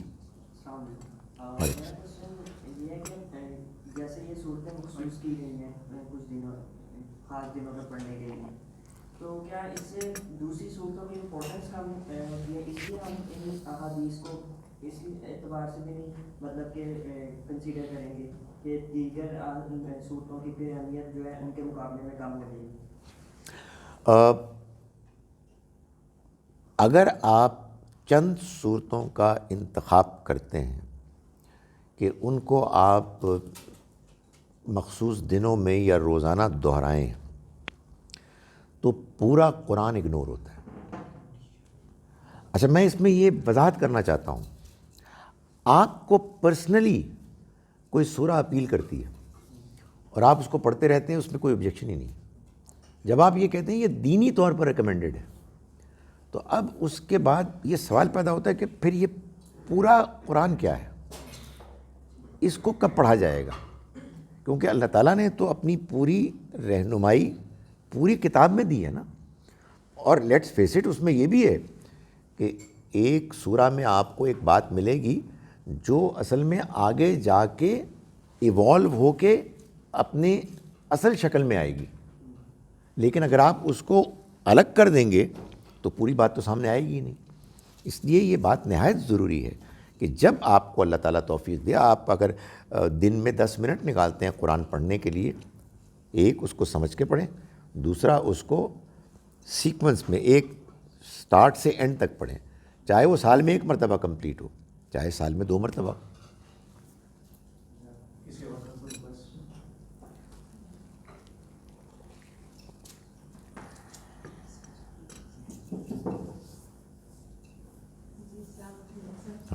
یہ عبادت کہتے ہیں ذکر کریں، آیات کو ریپیٹ کریں، تو اس کے اندر کیا آ جاتا ہے کہ ہمیں آیات کو دہرانی ہے پھر؟ جی، اور وہ مخصوص ہی ہوں گی جو آپ کو زبانی یاد چھوٹی ہوں گی. دیکھیے یہ بھی ایک مشکل ہے کہ ہمیں یہ کہا جاتا ہے کہ ہم عبادت کریں اور ذکر کریں، اور ذکر جب آپ کریں گے تو دہرائیں گے، تو جب آپ دہرائیں گے تو وہی پرابلم پیدا ہوگی کہ آپ فوکس نہیں کر سکیں گے، یعنی مفہوم پر. میں اس کو الٹا دیتا ہوں کہ آپ کو یہ کہا گیا ہے کہ آپ ذکر کریں، اب اس کے بعد آپ نے جو کچھ بھی کرنا ہے اس کو ذکر ہونے کی شرط کو پورا کرنا چاہیے. ذکر کیا ہے؟ یاد کرنا. یاد کرنا کس آپ کی شخصیت کے کس حصے کا عمل ہے؟ دل کا، زبان کا نہیں. میں جب یہ کہتا ہوں کہ میں اپنے والد مرحوم کو یاد کر رہا ہوں تو اس کا مطلب یہ ہوتا ہے کہ میرے دل میں ان کا تصور، واقعات آ رہے ہیں. زبان پر بھی کوئی بات ہو جاتی ہے، لیکن یہ بات کہ میں یاد کروں کسی کو جو فزیکلی پریزنٹ نہیں ہے اور صرف زبان سے کروں اور دل سے یاد کرنا اس ایکسرسائز کا حصہ ہی نہ ہو، یہ ذکر ہے ہی نہیں. سو اصل میں غلط فہمی لوگوں کو یہ ہوئی کہ انہوں نے زبان سے کچھ چیزیں پڑھنے کو ذکر سمجھ لیا. زبان سے پڑھنے میں کوئی حرج نہیں، اچھی بات ہے، کرنا چاہیے، بشرطے کہ یہ بات واضح ہو جائے کہ یہ زبان سے پڑھنا اصل میں اس لیے ہے کہ اس کے نتیجے میں دل میں وہ یاد تازہ ہو، اور اگر نہیں ہو رہی تو ایک کنسرن رہے کہ یہ نہیں ہو رہی، کچھ کرنا ہے. پھر وہ اب میں آتا ہوں آپ کی اس بات کی طرف، پھر آدمی کہے کہ اگر میں یہ بار بار دہرا رہا ہوں وہ تو ہو ہی نہیں رہا، تو آپ سوچیں گے، آپ کچھ اور کریں گے، آپ کسی اور طرح سے اس کو انشور کریں گے، آپ سلو ڈاؤن کریں گے اپنی سپیڈ کو. پھر یہ نہیں کریں گے کہ یہ 15 منٹ ہے میرے پاس، اس میں نے اس کو کمپلیٹ کرنا ہے. کیونکہ ہمارے یہاں تو یہ ہوتا ہے، بہت ہوتا ہے کہ ہم نے یہ سب کچھ کرنا ہے اور اس اسٹیپولیٹڈ ٹائم میں. تو یہ اگر آپ پر واضح ہو کہ آپ نے ذکر کرنا ہے، جس کا مطلب یہ ہے کہ آپ نے اپنے دل میں یاد کرنا ہے. آئی ایم شیور کہ ہر وقت نہیں ہو پاتا، کوائٹ آفن وی فیل، لیکن ہمارا ٹارگٹ بالکل کلیئر ہونا چاہیے، کانسیپٹ کلیئر ہونا چاہیے کہ مجھے اپنے رب کو اپنے دل میں یاد کرنا ہے. میں صرف ایک بات اس میں ایک ڈائمنشن امپورٹنٹ ایڈ کر دوں کہ یہ اللہ کو یاد کرنا، یعنی ایک سوال پیدا ہوتا ہے نا کہ میں اپنے والد مرحوم کو تو اس لیے یاد کر پاتا ہوں کہ میری ان کے ساتھ زندگی کا ایک حصہ گزرا ہے، تو اللہ تعالیٰ کو کیسے یاد کروں؟ تو اس کا جواب یہ ہے کہ اللہ تعالیٰ کو بھی ہم مل کے آئے ہیں، وہ ہمارے اندر ہے. اس کو اس کی نشانیوں سے، اس کے ڈیزائن سے، اس کی مہربانیوں کے ذریعے سے جب یاد کرتے ہیں تو وہ اندر کی اس کے ساتھ ملاقات کی کوالٹی واٹ ایور میموری یا جو بھی ہے، وہ واقعی آدمی اس میں ایموشنل ہوتا ہے. وہ ایک ریالٹی ہے، اور اس ریالٹی کا ریالٹی ہونا ذکر کے ایفیکٹو ہونے کی وجہ سے ایک اور دلیل سامنے آتی ہے کہ ہم اللہ کو یاد کرتے ہیں، دل میں یاد کرتے ہیں، اور ہمارا جو اللہ کے ساتھ دلی تعلق ہے وہ ایسے جیسے کہ زندہ بیدار ہو جاتا ہے. وعلیکم السلام.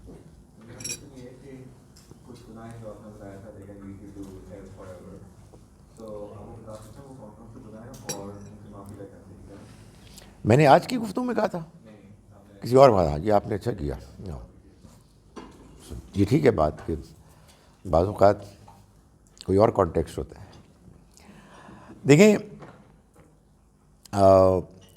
گناہ کبیرہ کیا ہیں اور گناہ صغیرہ کیا ہیں، یہ امپورٹنٹ ہے اس کو جاننا، کیونکہ ظاہر قرآن کہتا ہے کہ ان تجتنبوا کبائر ما تنہون عنہ، اگر تم بچو ان بڑے بڑے گناہوں سے جن سے تمہیں روکا گیا ہے، نکفر عنکم سیئاتکم، تو ہم تم سے تمہارے سیئات یعنی چھوٹے گناہوں کو دھو دیں گے. بڑے گناہ اللہ تعالیٰ نے بیان کیے ہیں سورہ بنی اسرائیل کی آیت نمبر 22 سے لے کے آیت نمبر 39 تک، جن کو بعض لوگ ہمارے ہاں قرآن کے 10 کمانڈمنٹس بھی کہتے ہیں.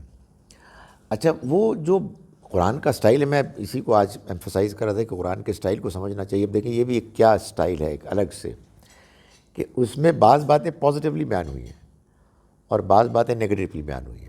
بعض باتیں بیان ہوئی کہ یہ کرو، اور بعض باتیں کہیں یہ نہ کرو. تو گناہ کبیرہ وہ سارے 10 ہیں، تو جو کہا گیا ہے کرو اس کا نہ کرنا گناہ کبیرہ ہے. والدین کے ساتھ حسن سلوک کرو، والدین کے ساتھ بد سلوکی گناہ کبیرہ ہے. اس طرح سے ہے. شرک، والدین کے ساتھ بد سلوکی، مال ہونے کے باوجود آپ اپنے گرد و پیش میں غربت اور ڈیزرونگ لوگ دیکھتے ہیں اور بخل کر کے اس کو اپنے پاس رکھتے ہیں، سیریس ایشو ہے. قتل کرنا گناہ کبیرہ ہے، زنا کرنا گناہ کبیرہ ہے. اس کے بعد ناپ تول میں کمی بیشی کرنا. یہ ناپ تول میں کمی کے بیشی صرف ریڈی والے کے لیے نہیں ہے، ہر جگہ اپلائی ہوتا ہے. اپنے لیے ترازو اور، اپنے لیے باٹ اور، دوسروں کے لیے اور.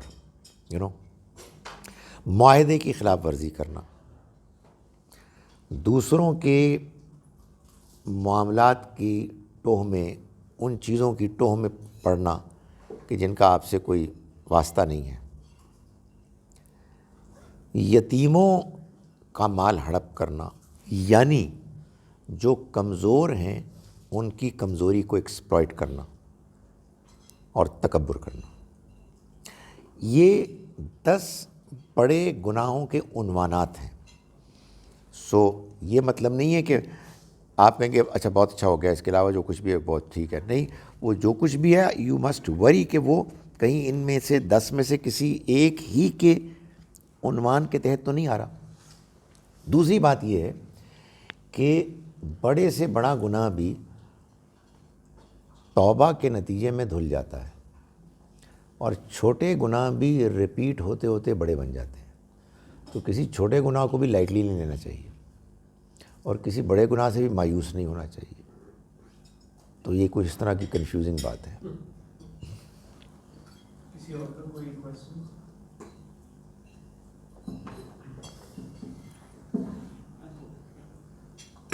جی ڈاکٹر صاحب، آپ نے جو کچھ پوائنٹس بیان کیے کہ کیوں لوگ قرآن سمجھ کے نہیں پڑھتے، اس میں ایک میرا ایڈیشن ہے کہ میرے خیال میں لوگوں کا جو عمومی رویہ ہے اسلام کے بارے میں وہ یہ ہے کہ ثواب حاصل کرنا، اور یہ کہ حضور صلی اللہ علیہ وسلم کی شفاعت کے تحت ہم آخر میں تو بخشے جائیں گے. فرض نماز وغیرہ پڑھ لی، باقی قرآن شرآن پڑھنا that is not a priority. So وہ جو ایک جو عیسائیوں کا کانسیپٹ ہے کہ جی اینڈ کے اوپر جو ہے وہ کرائسٹ ول کم، اور جو بھی ہمارے جتنے سینز ہیں they would be wiped out. تو پرابیبلی یہ بھی ایک کانٹیکسٹ ہے جس کی وجہ سے وہ قرآن کا سمجھنا پریورٹی کیوں ہوگا. پریورٹی اس لیے ہوگا نا کہ مجھے کہیں پہ اس کو بینیفٹ ہوگا. تو جب میں نے اینڈ کے اوپر at the day of redemption میرا سارا کچھ وائپ آؤٹ ہو جائے گا اور حضور صلی اللہ علیہ وسلم آ کے مجھے اٹھا کے جو ہے وہ جنت پہ لے جائیں گے، تو شاید پھر قرآن کو پڑھنا اتنا اس کا درد دل شاید پیدا ہی نہیں ہوتا. سو یہ میرا ایک تھاٹ پروسیس تھا، اس پہ ذرا آپ تھوڑا سا روشنی ڈالیں. نہیں، روشنی کیا ڈالنی ہے، ایڈ کر دوں گا میں اس کو. آپ ہی کہہ رہے ہیں یعنی ایک مسلمان آخر کیا چاہتا ہے؟ جہنم سے چھٹکارا، جنت میں داخلہ. تو اگر جنت میں داخلہ اور جہنم سے چھٹکارا قرآن کو پڑھے بغیر مل سکتا ہے تو قرآن پڑھنے کی کیا ضرورت ہے؟ آپ صحیح کہہ رہے ہیں. تو وہ اصل میں اپروچ ہی اور ہے. وہ کہتے ہیں جی یہ پریکٹیکل اپروچ ہے، سادہ اپروچ ہے. آپ لوگ بہت سیریس ہو گئے ہیں اور بہت انٹلیکچوئل قسم کی باتیں کرتے ہیں. حالانکہ میں یہ سمجھانے کی کوشش کرتا ہوں کہ یہ کوئی انٹلیکچوئل بات نہیں ہے، یہ بہت سیریس بات ہے کہ قرآن کو سمجھے بغیر کوئی چارہ ہی نہیں ہے. یہ جو آپ نے فارمولہ طے کیا ہوا ہے کہ آپ جہنم سے بچیں گے، جنت میں جائیں گے، اور اس میں یہ چیزیں آپ کے لیے معاون بنیں گی، قرآن کو پڑھ کے معلوم ہوگا کہ ہرگز نہیں بنیں گی. نبی صلی اللہ علیہ وسلم اگر شفاعت کریں گے تو اس طرح سے نہیں ہوگی. قرآن نے تو واضح طور پر کہا ہے کہ کوئی سفارش نہیں ہوگی. کوئی کلمہ گو ہونے کی وجہ سے جنت میں جائے گا. قرآن مجید نے کہا کہ یہ منافق آپ کی گواہی دیتے ہیں کہ آپ اللہ کے رسول ہیں. اللہ گواہی دیتا ہے کہ آپ اس کے رسول ہیں، مگر اللہ گواہی دیتا ہے کہ یہ جھوٹ بول رہے ہیں.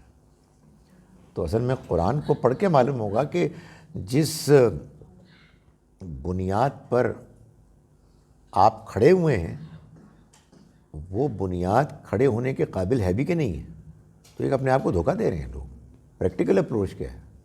ایک ایسی اپروچ ہے کہ جس میں اتنی بڑی رسک آپ نے لی ہے کہ آپ اس کتاب کو اگنور کر رہے ہیں کہ جس کتاب میں آپ کو بتایا گیا ہے کہ جنت کا راستہ کیا ہے، اور آپ جنت کا راستہ ادھر ادھر سے سنی سنائی باتوں سے آپ اختیار کر رہے ہیں. یہ وہی چیز ہے جس کو قرآن نے کہا ہے کہ یہ امانی ہے ان کی، یہ ان کی خواہشات ہیں. دل کا امانی ہو، وشفل تھنکنگ، اس سے زیادہ کچھ نہیں. تو قرآن ہی کی روشنی میں ہمیں بات سمجھ میں آئے گی. اس میں میرا ایک سب سے منفی ریمارک ہے کہ کیا یہ بات کہنا صحیح ہوگا کہ بحیثیت مسلمان شاید ہمارے ساتھ سوال و جواب سے زیادہ سخت ہو. ہمارے پاس تو قرآن تھا، اس کے باوجود تم نے شاید ایفرٹ کرنے کی وہ نہیں کی. غیر مسلموں کے پاس تو کوئی سورس آف انسپریشن بھی نہیں ہے. مجھے بھی یہ لگتا ہے یعنی مسلمان تو قرآن کو اللہ کی کتاب مانتا ہے، اس کے بعد اس نے کیوں نہیں پڑھا؟ دوسرا تو کہہ سکتا ہے جی مجھے تو پتہ ہی نہیں لگا. مسلمان بہت سے انسسٹ کرتے ہیں نہیں ان کو پتہ لگ گیا.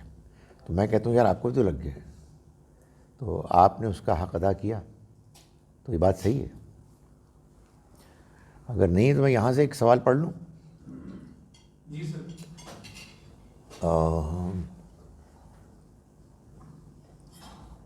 سوال یہ ہے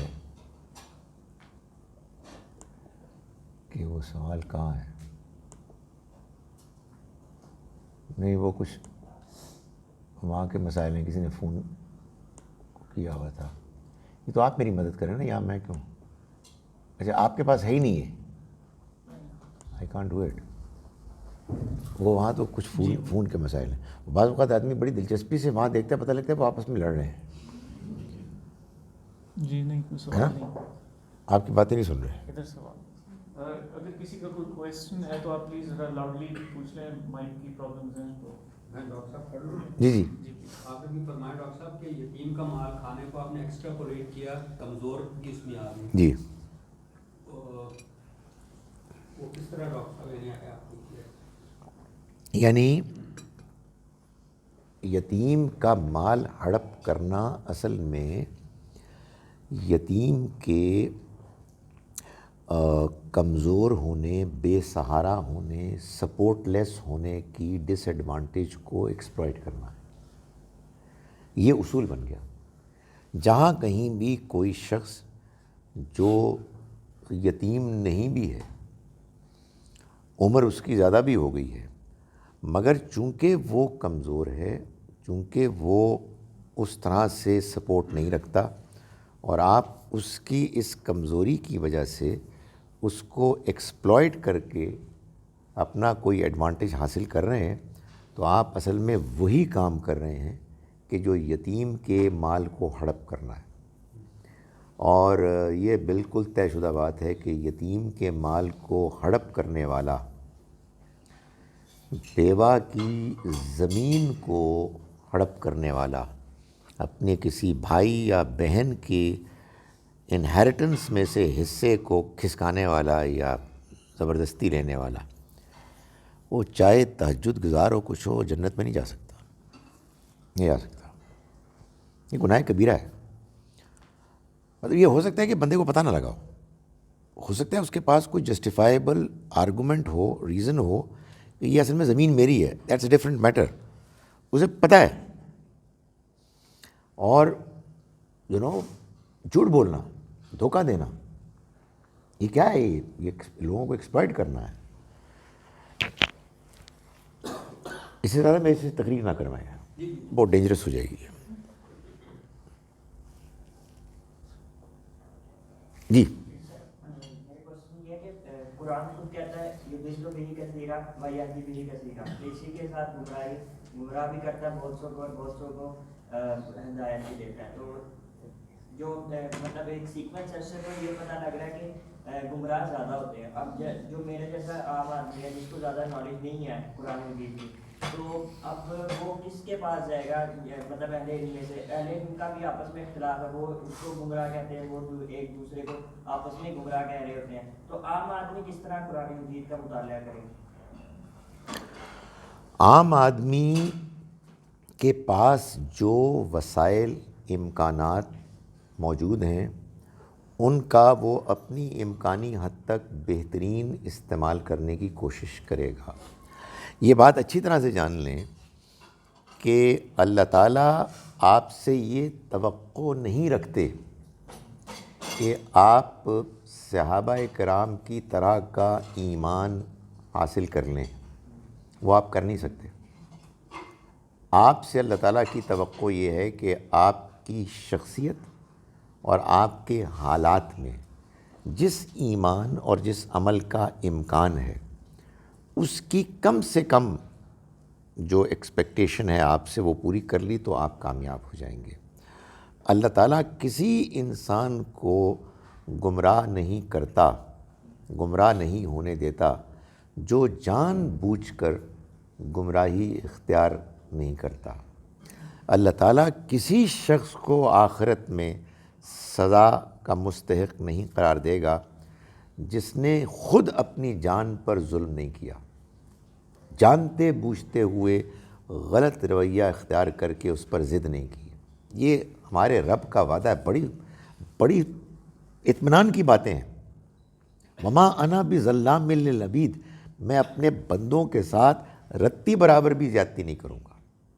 تو گمراہی بھی ایک ریلیٹو چیز ہے، ریلیٹو ٹو یور سرکمسٹانسز. جس ماحول کا آپ ذکر کر رہے ہیں کہ اس میں علماء ہیں ایک دوسرے پر گمراہی کے فتوے وہ دیتے ہیں، ان میں سے جن کو آپ سمجھتے ہیں کہ وہ کوئی معقول بات کر رہے ہیں، اور جتنی بات معقول ہے اس کو آپ مانیں، باقی کنفیوزڈ رہیں. کنفیوزڈ آدمی کتنا اچھا آدمی ہوتا ہے، اس لیے کہ وہ ڈھونڈ رہا ہے. وہ کہہ رہا ہے I refuse to accept it. یہ مولوی صاحب میں ان کے پیچھے نماز پڑھتا ہوں، ان کی باتیں بعض بہت صحیح ہیں، لیکن میں یہ بات نہیں مان سکتا. آئی ریلی ڈونٹ نو اس کا کیا جواب ہے، مگر ان کی بات صحیح نہیں ہے. بالکل فیصلہ کریں، اس لیے کہ اپنی عقل، اپنی ضمیر کی آواز کے خلاف کوئی بات نہیں ماننی چاہیے. سامنے آپ بے شک خاموش رہیں. جی آپ سر، آپ نے ذکر کیا کہ کراچی میں تشریف رکھیں، تشریف. اسٹارٹ ہو چکا ہے جی. کہ قرآن پاک جی. پہلے سے پڑھ کے جی. رکھے ہوتے ہیں اور وہ بکنگ کروا کے ہم لوگ بھی جو کوئی ہوتی ہے، کسی کی وفات ہو گئی ہے، بیٹھے ہیں وہاں، وہ سپارے پڑے ہوتے ہیں، پڑھ لیتے ہیں ہم. تو آیا یہ محفل تو ذرا اچھی ہو جاتی ہے، پارٹی، ہم بھی اپنے دل میں سوچتے ہیں کہ ہم قرآن پڑھ رہے ہیں، اس کا ثواب ہی ملے گا، کہ بات چیت نہ کی جائے، بہتر ہے کہ قرآن پڑھ لیا جائے. ادروائز روٹین میری یہی ہوتی کہ میں گھر پہ جب بھی پڑھوں، چاہے 10 آیات پڑھوں، ترجمے کے بغیر نہیں پڑھوں، کیونکہ عربی سے ہم اتنے نابلد ہیں، نہیں سمجھ آتی تھی. تو آیا یہ اس طرح وفات کے بعد قرآن پاک پڑھنا، آپ نے تھوڑا سا ذکر کیا، تھوڑا سا اسے ایکسپلین کریں. دیکھیں، دو چیزیں ہوتی ہیں. ایک کسی معاملے کے بارے میں اصولی رائے، اور ایک اس رائے کے بعد آپ کا پریکٹیکل جو بھی اس کے ساتھ معاملہ ہے، ایڈجسٹمنٹ ہے. پہلی بات پہ تو کوئی کمپرومائز نہیں ہونا چاہیے. دوسرے میں میرے اور آپ کے درمیان اختلاف ہو سکتا ہے. یہ بات کہ یہ طریقہ ہمارا دین نہیں ہے، اور یہ طریقہ ہے دینی طریقہ. یعنی یہ نہیں ہے کہ کسی کے انتقال کے بعد آپ مثال کے طور پر ان کی خوبیاں بیان کرنے کے لیے ایک مجلس کر رہے ہیں، یا ان کو یاد کرنے کے لیے کر رہے ہیں، اور آخر میں آپ نے دعا بھی کر دی. یہ ایک پیورلی دینی طریقہ نہیں ہے. آپ قرآن مجید پڑھ رہے ہیں، ان کو ثواب پہنچانے کے لیے پورا دین ہے. یہ تو اس کا ایک حصہ دین ہے. نبی صلی اللہ علیہ وسلم نے یہ دیا نہیں ہے. تو پھر آپ مجھے بتائیں کہ ہم کیا کہنا چاہتے ہیں، کہ دین ہمیں ویسے ملا حضور سے ہے، لیکن ایسا نہیں ہے کہ صرف آپ سے ہی ملا ہے، اور بھی تو ہیں. نہیں، کوئی اور نہیں، کوئی اور ہے ہی نہیں، باقی سب خادم ہیں. اور وہ خادم بھی جتنی بات اس دین کے مطابق ٹھیک کریں گے ہم اس کو مانیں گے، اور جتنی نہیں کریں گے ہم تمیز تہذیب کے ساتھ معذرت کر لیں گے. تو اب آئیے آپ کی بات کی طرف. کسی آپ کے قریبی عزیز کے انتقال پر انہوں نے یہ مجلس منعقد کی. کوئی یہ کہتا ہے میں نہیں جاؤں گا، مجھے اس پہ بھی کوئی اعتراض نہیں. کوئی جاتا ہے کہتا ہے کہ میں چلا جاؤں گا، پارٹیسپیٹ نہیں کروں گا، یہ بھی ایک چیز ہو سکتی ہے. کوئی کہتا ہے کہ میں پڑھوں گا لیکن میں اس خیال سے نہیں پڑھوں گا. مجھے یہ کمزور بات لگتی ہے. میں کوئی زوردار طریقے سے ہی تو نہیں کہوں گا نہیں یہ مت کرو. میری اوپینین ہے. یہ لگتا ہے کہ یہ کمزور چیز ہے. آئی تھنک میں نے ابھی پہلے بات کی، آنیسٹلی میں پرسنلی بڑا مجھے مشکل ہوتی ہے کہ لوگوں سے اختلافی بات کی جائے، خاص طور پر وہ باتیں کہ جس میں لوگ بہت آگے بڑھے ہوئے ہیں. لیکن بھائی تو کرنی ہے نا. دین کیسے بتائیں آپ کہ آپ ایک چیز کے جو، اور خاص طور پر جو بہت مقبول ہو چکی ہے، اس کے بارے میں بتائیں کہ نہیں یہ ہمارا دین نہیں ہے. تو میرا یہ خیال ہے کہ آئی تھنک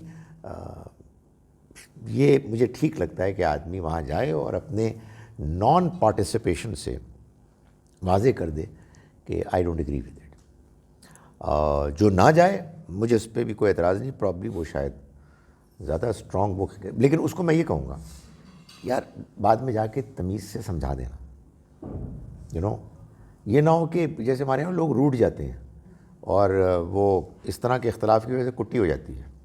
نہیں, آپ کہیں دیکھیں پلیز آپ میری بات سن لیں, آئی کین انڈرسٹینڈ کہ آپ کا پوائنٹ آف ویو ہے, آپ میری بات کو ہو سکتا ہے غلط سمجھتی ہوں, یہ آپ کا رائٹ ہے, بٹ یہ میری انڈرسٹینڈنگ ہے اور یہ میری آرگومنٹ ہے, تو یہ بھی ہو سکتا ہے. تو اس میں رویے مختلف ہو سکتے ہیں, اور کسی کا یہ بھی ہو سکتا ہے کہ نہیں آپ کی بات غلط ہے, یہ ٹھیک ہو رہا ہے, اوکے پھر ہم ڈسکس کریں گے.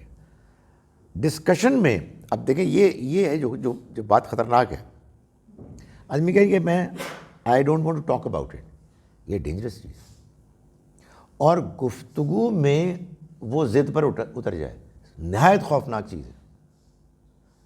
نیکسٹ لیکچر میرا ہے ہی اس موضوع پر, ہے نا, اس کی ایڈ کا وقت آ گیا کہ ہم کیسے کافروں کی طرح کی حرکتیں کرنے سے بچیں. کافر یہی کرتے تھے, ضد میں آ جاتے تھے, نہیں یہ ہماری بات ہے, ٹھیک بات ہے, دوسری بات ہی نہیں سنتے تھے. دوسری بات صحیح ہے یا غلط ہے وہ سنو گے تو پتہ لگے گا, آپ سن ہی نہیں رہے. مطلب میں یہ پوچھتا ہوں لوگوں سے کہ ابو جہل ابو لہب کا کیا قصور تھا, وہ کیا کہتے تھے؟ ہم نے جو دین آج تک دیکھا ہے, اور وہ دین یہاں دیکھا ہے اللہ کے گھر میں, ہم اولاد ہیں ابراہیم اسماعیل علیہ السلام کے, تو what are you trying to tell us کہ ہم غلط ہیں؟ تو اس پہ کیا جواب ہے؟ انہوں نے دوسرے کی بات سننے کی کوشش نہیں کی. جب روشنی نظر آ رہی تھی انہوں نے بند کر دیا, ہم اس کو سنیں گے ہی نہیں, شور مچائیں گے. تو اگر آپ مجھے بتائیں کہ یہ ان کے لیے غلط ہے تو میرے لیے کیسے ٹھیک ہو سکتا ہے؟ میرے لیے بھی غلط ہے. اس میں لیسٹ آپ یہ کر سکتے ہیں کہ یار ویسے بات ٹھیک لگتی ہے بٹ آئی ایم کنفیوزڈ. تو میں کنفیوز لوگوں کی تو تعریف پہلے ہی کر چکا ہوں. بہت اچھے لوگ ہوتے ہیں, اس لیے کہ وہ سوچتے رہتے ہیں کہ یار یہ ٹھیک بھی لگ رہی ہے بات, مگر ادھر کیا کریں, تو وہ اسٹرگل کرتے ہیں. اور یہی میں کہتا ہوں یہی ایمان کا راستہ ہے کہ آپ صحیح بات کو جاننے کی کوشش بھی کر رہے ہیں اور صحیح بات کو اختیار کرنے میں مشکلات کو فیس کر رہے ہیں, اسٹرگل کر رہے ہیں, اللہ سے دعا کر رہے ہیں. ایسا ہی ہونا چاہیے. سر ایک کویسچن یہ ہے کہ ابھی آپ نے مجھے وہ ٹینشنس بتا دی ہے. So through out my life I committed a lot of things, اور کیٹیگری آپ نے بتائی ہے بزنس بھی کافی کیا ہوں گے obviously, but I still have time to make things right and I want to make them right. اب مجھے سمجھ نہیں آ رہی میں کروں کیا about my past. ٹھیک ہے, فیوچر میں I don't commit a sin and I do all the good deeds, but what about all the sins that I have done? Was it 10 sins and وہ اس کے علاوہ جو گناہ ہیں میرے مخلوق سے related, I might have killed insects, لوگوں کے ساتھ برا کیا ہوگا.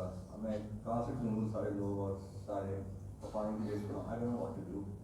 So any guidance on that? ایک تو بہتر یہ ہے کہ اس طرح کے معاملات کو ہم انڈائریکٹلی اس کو بیان کریں, اور کوئی ضرورت نہیں ہے کہ آپ اسپیسیفکلی اپنے بارے میں کہیں. دوسرا یہ ہے کہ آپ نے اتنی بڑی بڑی باتیں کی اور مثال دی کیڑے مکوڑوں کو مارنے کی, تو اب میں اس کو کیا سمجھوں کہ یہ سب سے بڑے جرائم تھے آپ کے یا سب سے چھوٹے تھے, کوئی درمیانی تھے؟ سو گزارش یہ ہے یعنی ہر گناہ معاف ہو سکتا ہے, اور آپ نے بڑی صحیح بات کی کہ انشاءاللہ the time is on your side. آپ کو اللہ تعالیٰ لمبی عمر دے اور بہت نیکی اور توبہ استغفار کی توفیق دے. لیکن میرے جیسے بوڑھے آدمی کے لیے بھی بڑے چانسز ہیں اگر میں سچی توبہ کروں, رائٹ. سو توبہ جو بھی کرے گا صدق دل کے ساتھ کرے گا تو ارسپیکٹیو آف ہز ہر ایج اللہ تعالیٰ اس کو اس کے گناہوں کو دھو دے گا. سچی توبہ کے لیے آدمی کو اللہ سے دعا بھی کرنی چاہیے اور وہ اپنے اندر پیدا کرنا چاہیے. اس میں بس ایک فرق یہ ہے کہ جو گناہ تو آپ نے کی ہیں صرف حقوق اللہ کے دائرے کے، اس میں تو صرف اللہ سے معافی مانگنا شرمندگی کے ساتھ اور آئندہ اپنے عمل کی اصلاح کرنا، یہ آپ کی توبہ کے لیے کافی ہوگا۔ لیکن جو آپ نے حقوق العباد میں زیادتیاں کی ہیں، اس میں اللہ سے معافی مانگنے کے علاوہ ان لوگوں سے معافی مانگنا بھی اس توبہ کی شرط ہوگی کہ جن کے ساتھ آپ نے زیادتی کی۔ یہ معافی کیسے آپ مانگیں، یہ ہر پرابلم، ہر گناہ کی الگ ظاہر ہے کہ پاسبلٹیز ہوں گی۔ جہاں آپ کو وہ مل ہی نہ پائیں، کیڑے مکوڑے پتہ ہی نہ لگے کہاں ہے، تو وہاں پھر جو نیکسٹ بیسٹ پاسبلٹی ہے، اللہ سے معافی مانگیں، ان کے رشتہ داروں کو ڈھونڈ لیں، یا ان کے لیے دعا کریں اور کرتے چلے جائیں۔ لیکن اللہ کی رحمت سے ہمیشہ پر امید رہنا چاہیے، اس لیے کہ وہ خود بہت زیادہ اس پر موٹیویٹ کرتا ہے۔ اور میں سورہ زمر کی آیت نمبر 53 ہے غالباً، سورہ نمبر 39، جس میں اللہ تعالیٰ نے جو اپیل کی ہے بڑی وہ غیر معمولی ہے کہ قل یا عبادی الذین اسرفوا علی انفسہم، اے پیغمبر آپ کہہ دیجئے میرے ان بندوں کو جنہوں نے اپنے اوپر زیادتیاں کی ہیں۔ وہی جو میں کہہ رہا تھا نا کہ جہنم میں تو وہی جائیں گے جو اپنے اوپر زیادتی کریں گے، یعنی جان بوجھ کر۔ ان سے کہہ دیجئے لا تقنطوا من رحمت اللہ، اللہ کی رحمت سے مایوس نہ ہو، انہ یغفر الذنوب جميعا، وہ سارے گناہ معاف کر دے گا، انہ هو الغفور الرحیم، وہ مغفرت کرنے والا، رحم کرنے والا ہے۔ اگلی آیت میں پھر اللہ تعالیٰ فرماتے ہیں کہ وَأَنِيبُوا إِلَىٰ رَبِّكُمْ، تم اپنے رب کی طرف رجوع کرو، وَأَسْلِمُوا لَهُ، اور اس کی فرما برداری اختیار کرو اس سے پہلے کہ تم پر پکڑ آ جائے، عذاب آ جائے اور پھر تم کچھ نہ کر سکو۔ تو اس کا مطلب یہ ہے کہ جب تک دنیا میں انسان جیتا ہے، زندہ ہے، اس وقت تک توبہ کا دروازہ کھلا ہے۔ اینڈ توبہ مینز ایوری تھنگ، بڑے سے بڑا گناہ بھی معاف ہو سکتا ہے، بشرطے کہ انسان اپنے اندر صحیح توبہ کے جذبات پیدا کر لے۔ اور ایک آخری بات، خطرناک بات یہ ہے کہ یہ آپ کے اندر کیفیت خود نہیں پیدا ہوگی، اس کی توفیق اللہ دے گا۔ آپ اس سے توفیق مانگ سکتے ہیں صحیح رویہ اختیار کر کے۔ جس چیز سے ڈرنا چاہیے وہ یہ ہے کہ آدمی ضد کرے، جس سے بچنا چاہیے وہ یہ ہے کہ آدمی لیم ایکسکیوزز پیش کرے، اپنی غلطی کو جسٹیفائی کرنے لگے۔ زبان بند ہو جانی چاہیے اور بس کہنا چاہیے معافی، I'm sorry، میں اپنے آپ کو ڈیفینڈ نہیں کر رہا، کیونکہ جہاں آپ نے ڈیفینڈ کیا وہاں پھر وہ ختم ہو جاتی ہے توفیق، انکلینیشن۔ اور باقی انشاءاللہ امید ہے کہ کیڑے مکوڑوں پہ آپ کی پکڑ نہیں ہوگی، اس لیے تو اب مچھر مجھے کاٹ رہے تو میں کیا کروں یار، پلیز تو ڈسٹرب ہی نہیں ہو رہے۔ ظاہر ہے کہ ڈسٹرب تو وہ ہوگا، مگر لگتا ہے کہ اللہ تعالیٰ نے ان کو اسی لیے بنایا ہے کہ وہ ہمیں کاٹیں اور ہم انہیں ماریں۔